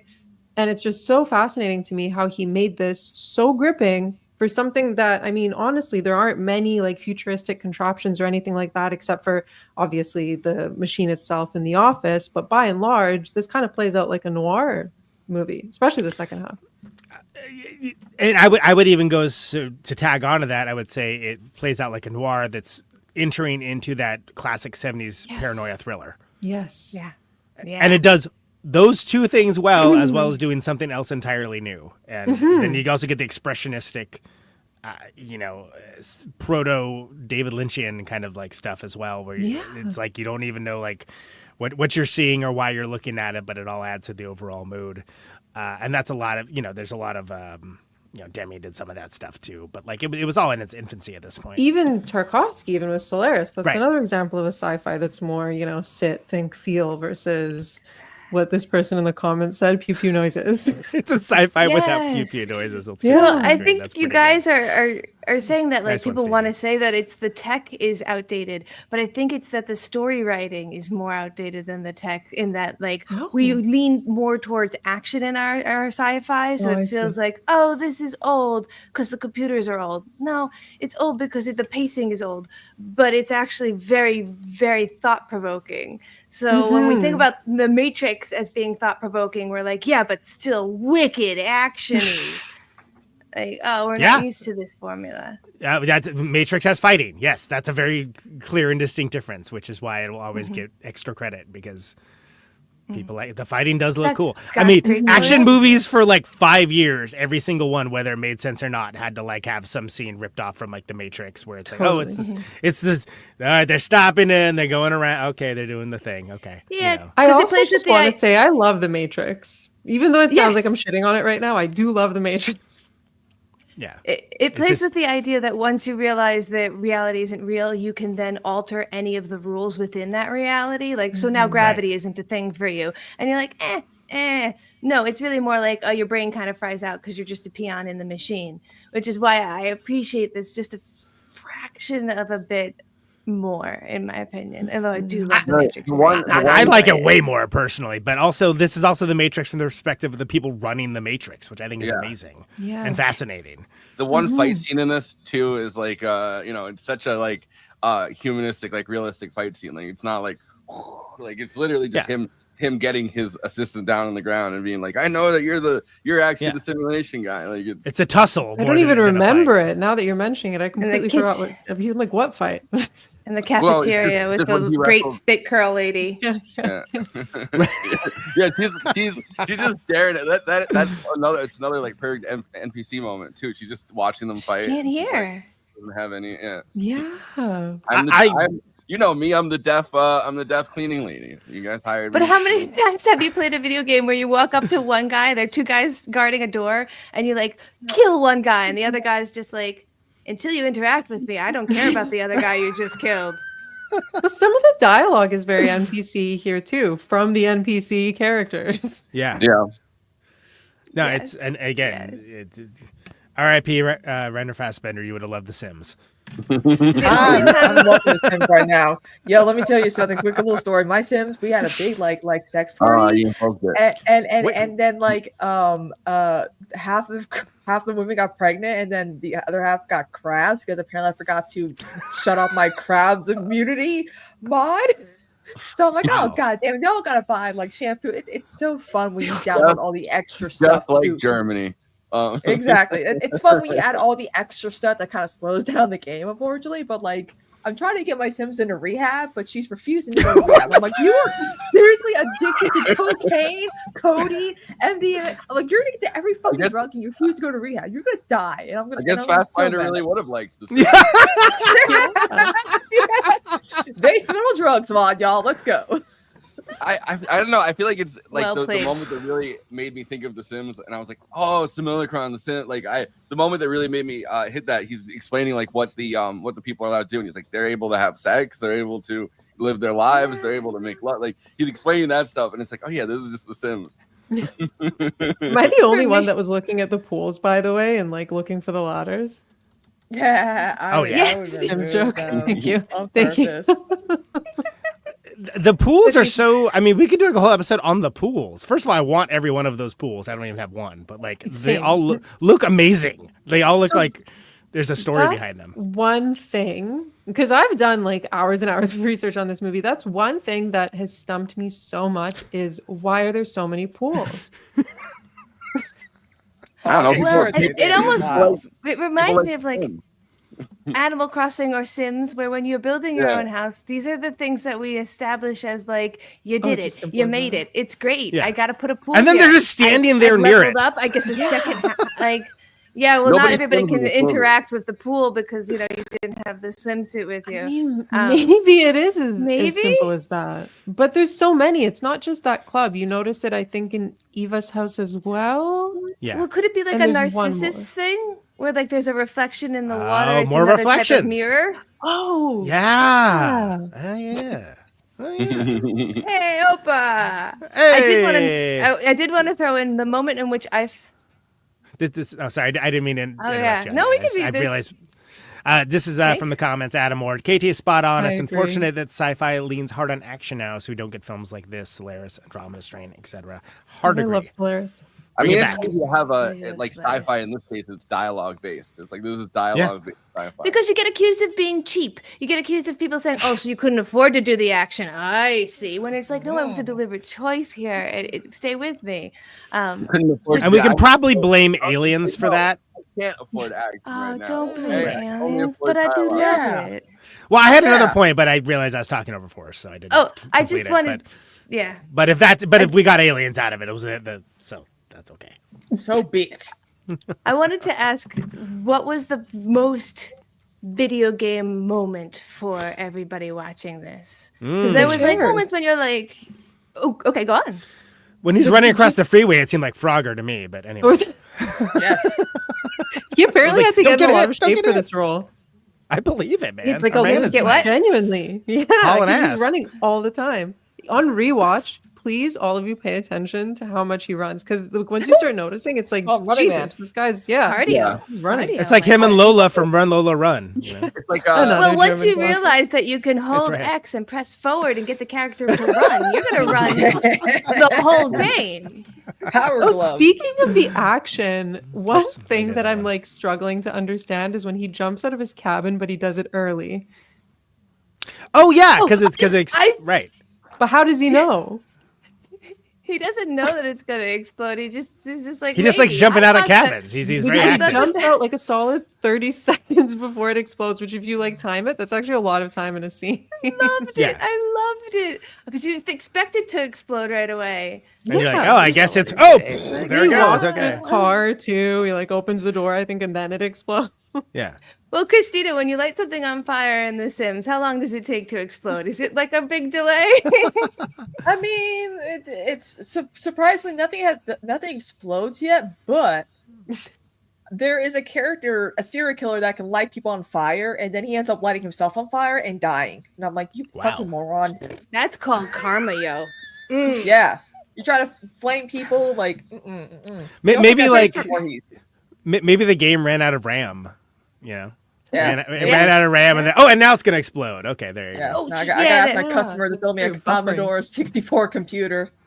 Yeah, that's right. It- That's would have been a for me- supercomputer compared to the computer that ran World on a Wire. But Yeah, I'm just saying. Also, do big progressive, by the way, so that's cool too. Yeah. But yeah, The Sims is I'm telling you guys, if you I if should you're never someone who's invoke The into Sims, should I? simulation, I'm telling So you, sorry. if you want, you could add like a sex worker mod. You go in your own strip club. You Where's go the to where's the brothel. podcaster mod? You just have your sim sitting down in front of a. Yeah. getting in the blah, blah, podcast blah, blah. studio. I was going to say that the moment in this that felt the most like a video game for me was when they go into the second tier under the tier that is like got Oh, yeah. music in the background the entire time, because whenever I play simulation games, I have this problem where I can't have them not on mute because there's constant goddamn Same. music that's somewhere and has about the quality of the music in that scene. So I was like, oh yeah, now I know I'm in a simulation now. Right. It's unsettling somehow. I think the whole cabin sequence is the most video game. He literally has his gun All and of he's it. got the window, and it's like a one-person shooter. All of a sudden, he shoots the car, and then he runs out, like, you know, and then she's like, "Oh, I'm fine. You just hit the windshield," and then the dog comes out of nowhere, and he shoots the dog, and then he starts. And then it's like dead. It's like- he shoots the dog like 10 times, and he's like, "What's gonna happen? Is this dog gonna blow up? Is it gonna do something cool?" And it's like the dog's just dead, and it's like I only can characterize it, and I hope everyone agrees with me on this. Like when you shoot something in Oregon Trail, and it's just like it's upside down suddenly. It's like, oh, that buffalo is upside down because you Yeah. shot it once. It's got And like then you little get bits of dysentery. red Yeah, Play-Doh on it. Like it's so unbelievable. The blood is like Yeah. Yeah. Well, the cool thing with this movie is honestly on rewatch, you start picking up like the entire thing starts feeling like a simulation. Like there's so many passing hints, so many little things. Like we're just naming a small morsel of how much there is. Like if you look for it, so much is off-putting and so much is just not right.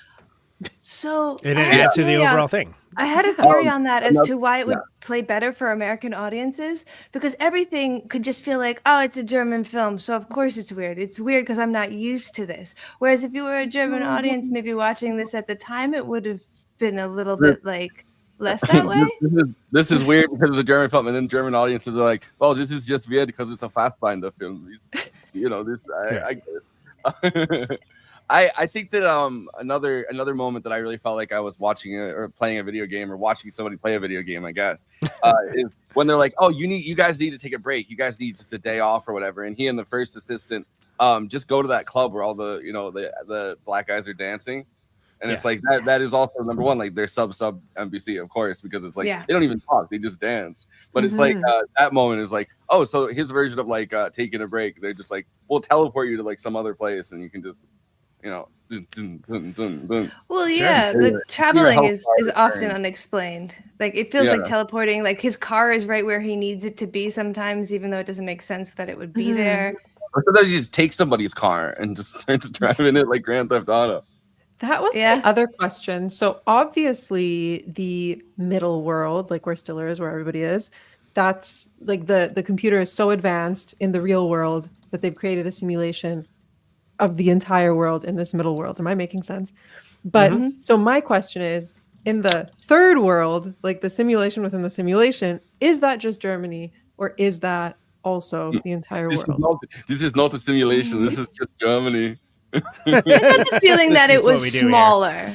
I got the feeling that it was slightly smaller. And I don't know why, but I really do. But then it also made me start thinking, okay, well, these people living in here, if they have any sort of memories of travel, are those made up? Is there some sort of system that then blocks them from being like, oh, I want to travel, but block, and then maybe like, oh, but I can't because of X, Y, Z. We hit the wall. Yeah. Well, and it only happens out.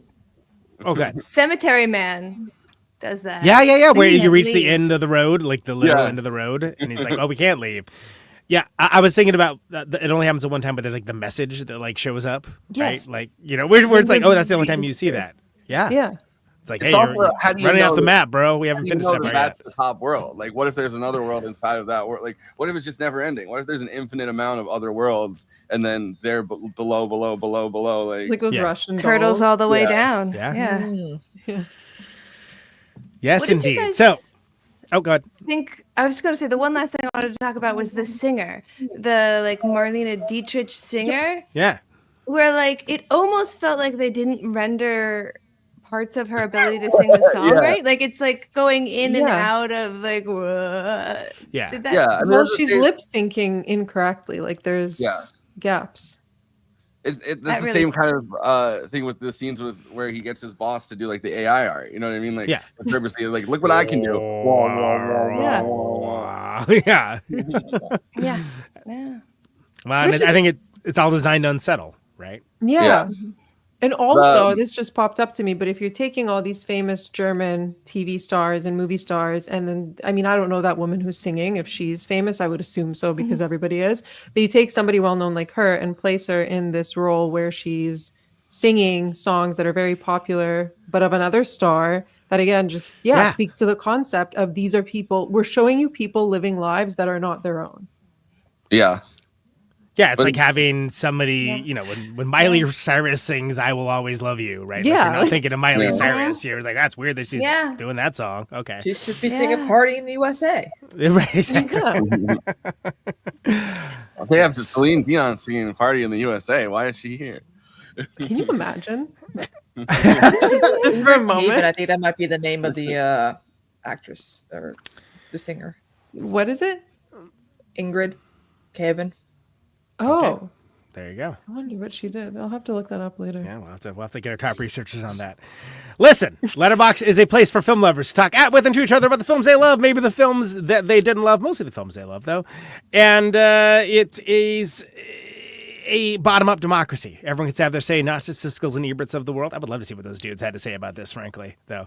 Yeah.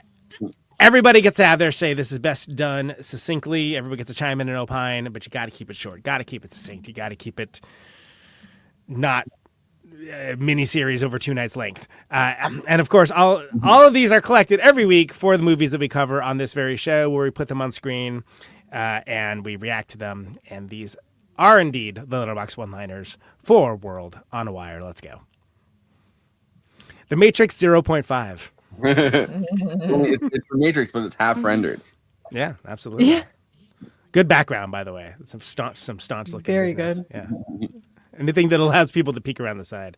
Fred, hey, do you have a light? Innocent woman. Sorry, I don't smoke. Fred, I won't kill you, but I don't have to save you. Parkours. I forgot to talk about that. It felt like there was definitely some Prometheus imagery happening there with him never having a light, and then him kind of representing bringing humanity to the simulation. Well, he's also like, at one point, he's like, oh, cigarettes. You know, like, they're almost like his torch. He's like, maybe they're not real. Maybe my cigarettes aren't.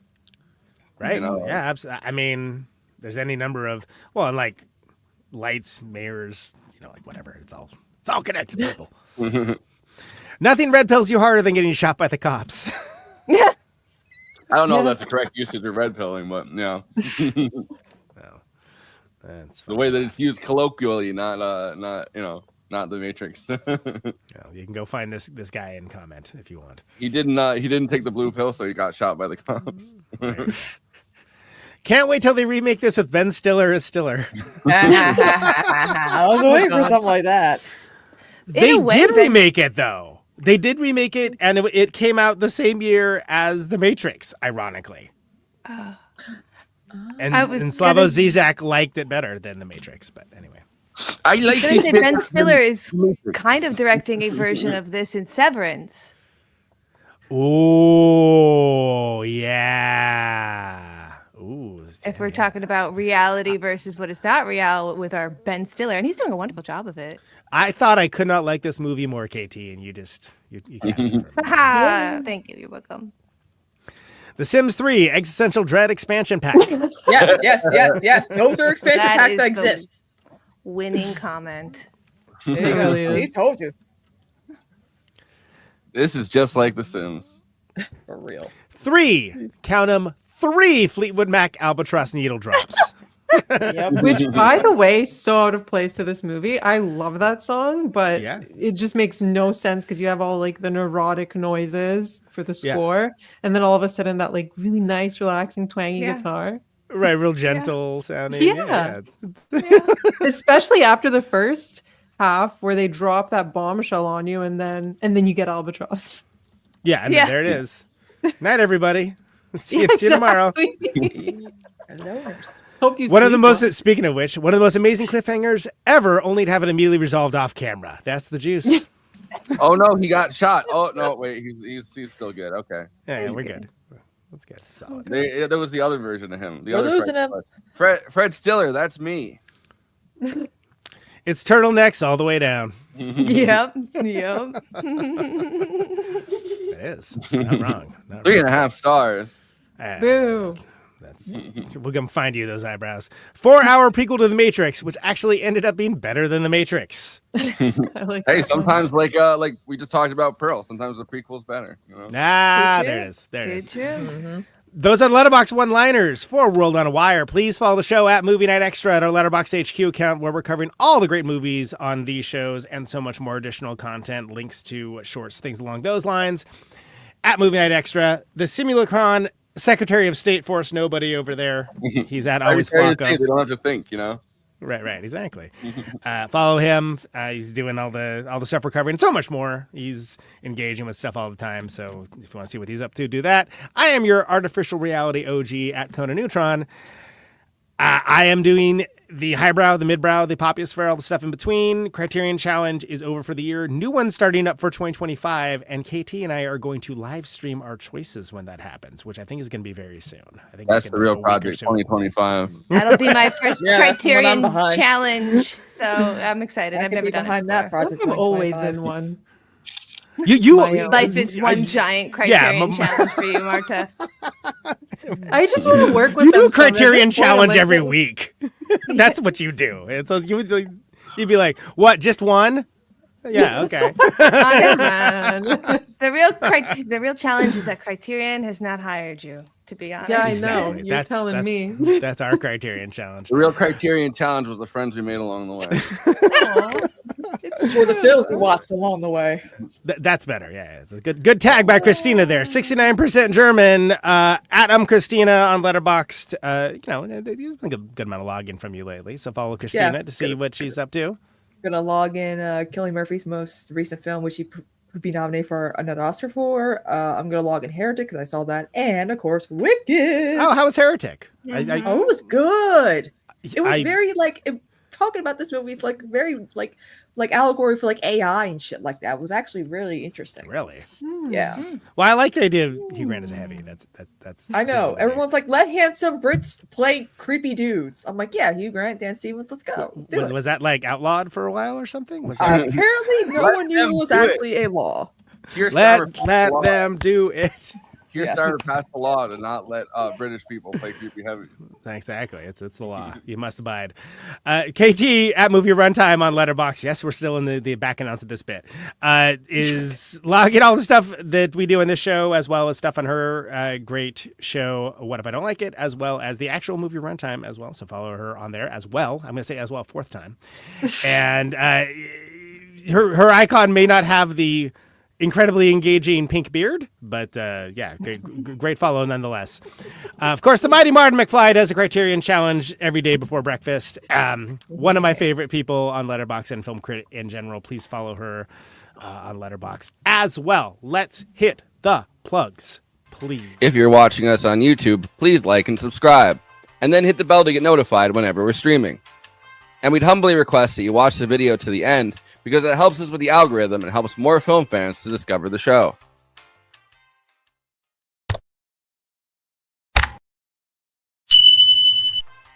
We're also monetized. If you want to get your chat questions definitely read on stream, you can always send us a super chat, which will help us keep the show going. Every cent helps.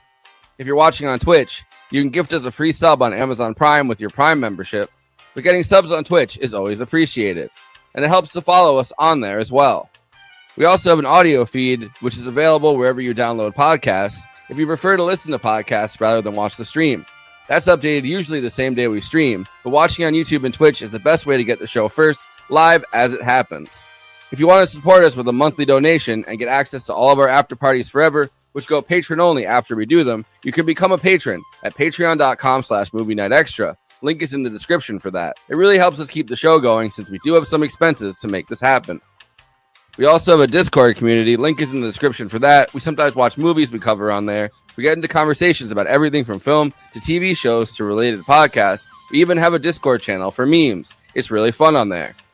You can find us on all the social media platforms: Facebook, Instagram, Blue Sky, Twitter, and Threads. You connect with us on all of those. Talk to us. We'd love to hear from you.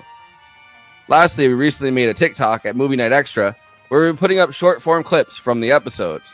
Okay, passing this to Conan so he can tell you about his music and this week's Protonic Reversal. Conan, who's on Protonic this week?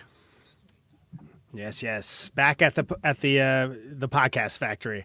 Michael Crane of Dead Cross with Mike Patton and Dave Lombardo, and Retox and the great band Cunts, spelled CNTS. So that's what's coming up this week. Looking forward to that. The Kino Motel episode's out in the general feed now.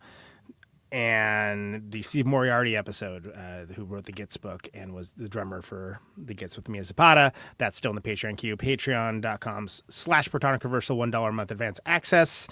Again, as mentioned, Conan Neutron, The Secret Friends, done touring for the year. NeutronFriends@bandcamp.com. Still have not many, like maybe 10 posters left from the Dead Bob tour, but those are pretty cool looking.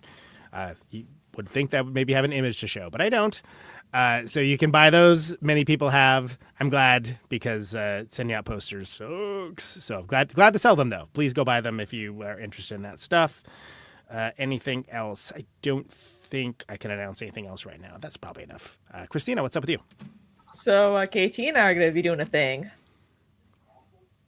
So we're gonna be doing. I'm gonna be on her "What If I Don't Like" episode, but it's gonna be all about her and Wicked. So okay. I'm seeing it on Alright. Thursday. I'm excited. I've been waiting for this movie. I'm waiting. You know what? They really could have Barbenheimer this shit with Gladiator called Glad Dicked. Like they should have done that. Glad Dicked. Everyone's like Wicked Nate. I'm like, no, Glad Dicked. Like let's go. Like Glad Dick. Let's go. Like that. Yeah. It comes out this Thursday. Yep. Ooh.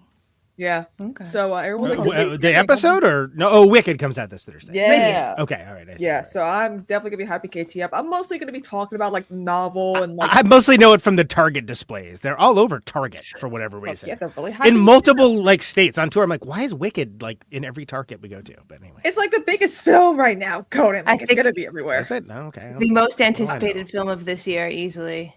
Yeah, I mean, I'm watching movies from 1945. What do I know? yeah, exactly. We know you love musicals so much, Conan, too. So Not my beat, baby. We're gonna make you watch Wicked, and we're gonna make you listen to every song on repeat. We're gonna. Oh, you must like Jacques me. One of those, put the reality helmet on you. The Symbolic. There's but like there's like, plenty of musicals that I like, Marta. It's fine. Cabaret? It's Yeah, that's not. I make made a this list again of them a actually. A but- poor Conan lists the musicals you No. like conversation. I know, we've He done this, does like, 4 times. some. List the musicals you like right now. But I'm Jacques looking forward to it musicals. because in song form. Yeah. I'll be hyping up like like what Wicked will do, not without giving any spoilers, explaining some of the lore, how it ties into the Wizard of Oz. Because I mean, it's Because you're a big fan of like all the way back to the book. I mean, right? You're I read that novel when I was 12, and I did not understand that it was an allegory for fascism until like the second read through when I was like 13. Like it's like I first read it when I was 12, which I probably shouldn't have. Because I mean, this movie's almost 3 hours long, like 2 hours and 40 minutes. So if they're splitting this movie into 2 movies, that means they're adding a lot more from the novel. So that I guess it's going to be a very political musical, which I'm all for because I understand what musical it political represents. now. I know. What's this, Hamilton? Wait, art is political? News to me. I had no Keep idea. your politics away from my art. Yeah. But yeah, I'm looking forward to doing this. Whatever All right. I don't like Well, it. I'm looking forward to gonna hearing listen. that. Yeah, Same. that sounds great. Yeah, I don't know anything about the musical. I have never even heard a song. I do know the notes that go into that Defying Gravity because it's in that Target commercial. Yeah, so I have about that, and I could name one other song that it has the word popular in it. That is literally the song title. Not You good. could literally be Nailing making it. all this up, and I would have Same no here. idea. It's But just- okay, sure. Absolutely. Right? So okay, guys, you guys are making me feel less weird then. Yeah, I have no frame of reference. I promise you, this. more people know. It's just us 3 that are. I mean, Yeah. on look, another So planet. I was forced to I not. I went to like kind of like an arts middle school that had like more art things, and they forced us to. And dance all the girls up were there. singing fucking No, they forced us to popular dance and Popular. Defying Gravity, It was, weren't they? Yeah. Yeah, and we're all a bit older than this musical, so like it wasn't a high school thing that we could have had put on us. Because if it was, Yeah. I mean, that's why I know Rent, It's traumatic to have this put on. non-consensual knowing of Rent. But so I'm willing to believe that this is quite good. I have nieces who are super into it, and I'm going to take them as a like special Aw. Thanksgiving thing. So we'll go Sweet. and see it. Yeah, but I think the perfect person to get you hyped up when you know nothing about this is in a bubble directly above me. yeah, like it's this movie. They should put her on the PR team. Now, from like when I was 12, when I saw it in Atlanta, I hope they still fit me. Except for some reason the movie isn't good. You absolutely will not stand for it. I'm sure, but It's Oh, getting a it's- 4.5 out of pre-streamer It people really who is. saw I it don't already ahead of believe- time. those ratings cannot be objective. They're like they like rated that before the movie came out. I'm sure. Some these of are my like friends who aren't musicals fans, whoa, that was poorly worded, who don't like musicals anyway, they watched it, and this is multiple people, and they all Oh, you're a fan of musical? Name 5 of their albums. Yeah. And that's probably because if it is a first part, it's more fleshed out because we add a lot of the political elements from the novel, which I think was All one. right. one. You know what? Say something for the podcast. All right. So you're doing that. That's going to be great. Anything else going on, KT? Oh, me? Nah. I'm pretty sure it's your plugs, right? Yeah. Oh, no, we're doing Christina's plugs a little bit. They kind of bled into mine. Oh yeah, I'll be back to streaming next week. So yay! You can't get your plugs out of get your politics out of my art. Get your plugs out of my plugs. You know. Together they taste like, yeah. These plugs are a secret musical. It's the plugs. I have joked about making a theme song for it, but you should do that. It hasn't gotten that far. One-liners theme. Yeah, I should. A lot of things I should do. All right, so what are we doing? KT, so look out for that on the first. That will be the first episode of season 2. Season 2 of What If I Don't Like It, which I'm going to do one a month now because I'm doing 4 with you guys a month, so sometimes more than that. So I'm kind of pulling back a little bit on that. There'll be 1 episode a month, and yeah, follow me, Movie Runtime. I'm always talking about what's going on that site. Word. Marta, what do you got? Oh, what have I going on? Stuff here and there. No, I've been doing a lot of podcast appearances lately in the downtime for me right now. But by January, I should have launched my new publication. I'm just in the branding process of that right now and getting the logo and everything. So yeah, a lot of written work. I'll probably host a smaller podcast there too, maybe like a once a month type situation, just due to time. But yeah, you can look out for that come January. Very good. I'm a huge fan of your writing, so I love to hear that. Thanks.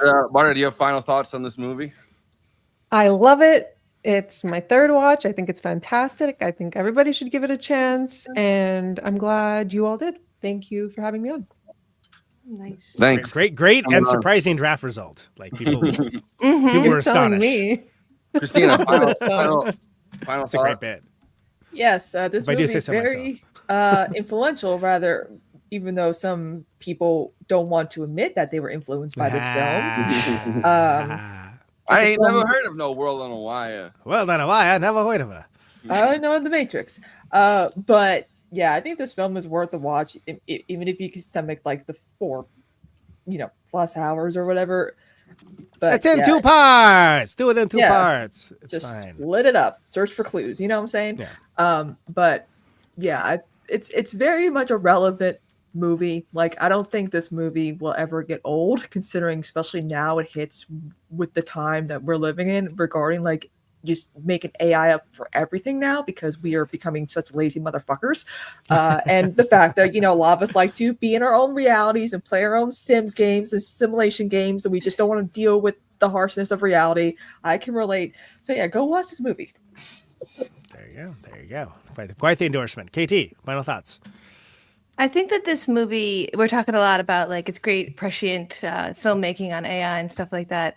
I also think that this movie is really incredibly rewarding if you're the kind of person that plays from software video games, which is it's like Dark Souls, Elden Ring, all of those video games where you can run through it really quickly or you can interact with all of the objects. All of the lore of the video game is hidden inside the description of the objects. So while you're watching this movie, you could just watch it straight through, or you can engage with the cinematography, the choice of the naming, the choice of the words, and really dig into, what people will describe Dark Souls as too long of a video game. Or maybe this movie is too long. But if you're one of those people that often finds yourself attracted to what people call is too long or too dense, this is just a joy. Like I really felt that my Dark Souls itch was scratched by it, and I immediately was like, maybe again. Maybe we'll just watch it again, like right away, because it's so good. You said that perfectly. Thank you.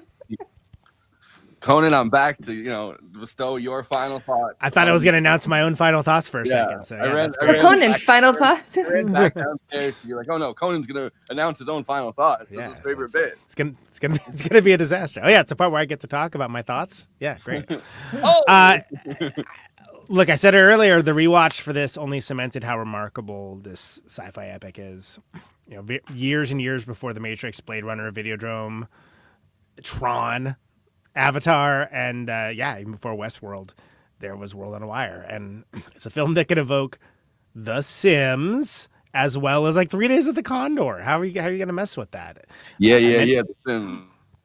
I mean, I mentioned all the brutalist architecture stuff. It just kind of gives it a unique, out of time feel. And then I just love all the small movements and the inventive use of mirrors, lights, all that kind of stuff. And I think it explores all the big questions of simulated reality decades and decades before it was something that was so ubiquitous within our popular culture. Certain things that are so relevant today, it boggles the mind. Like the virtual world being used to test product rollouts, amazing. I mean, that's ripped from the headlines practically. And I think, some folks get scared off by the runtime. Don't be. I think it's a wildly imaginative sci-fi thriller that just pays off. And there's a lot to absorb in repeated watches. And it was a joy to cover it, and especially a joy to cover it with Marta, who I know also loves it very much. So much. Hell yeah. If only you felt the same way about the Batman, Conan. I am who I am. Sorry. See, some movies really do earn their 3-hour runtime, and these days all movies have a 3-hour runtime. I feel like it's a prerequisite. Yeah, it's like, oh my god. It's true. Yeah. But I think the Super Mario Brothers movie was 3 hours, wasn't it? Seemed like 3 hours. Anyway, Super Mario Brothers, everybody. We're gonna do an after party, I guess, tonight. So we will see you guys over there on the after party. You know, this is my own version of simulated reality online.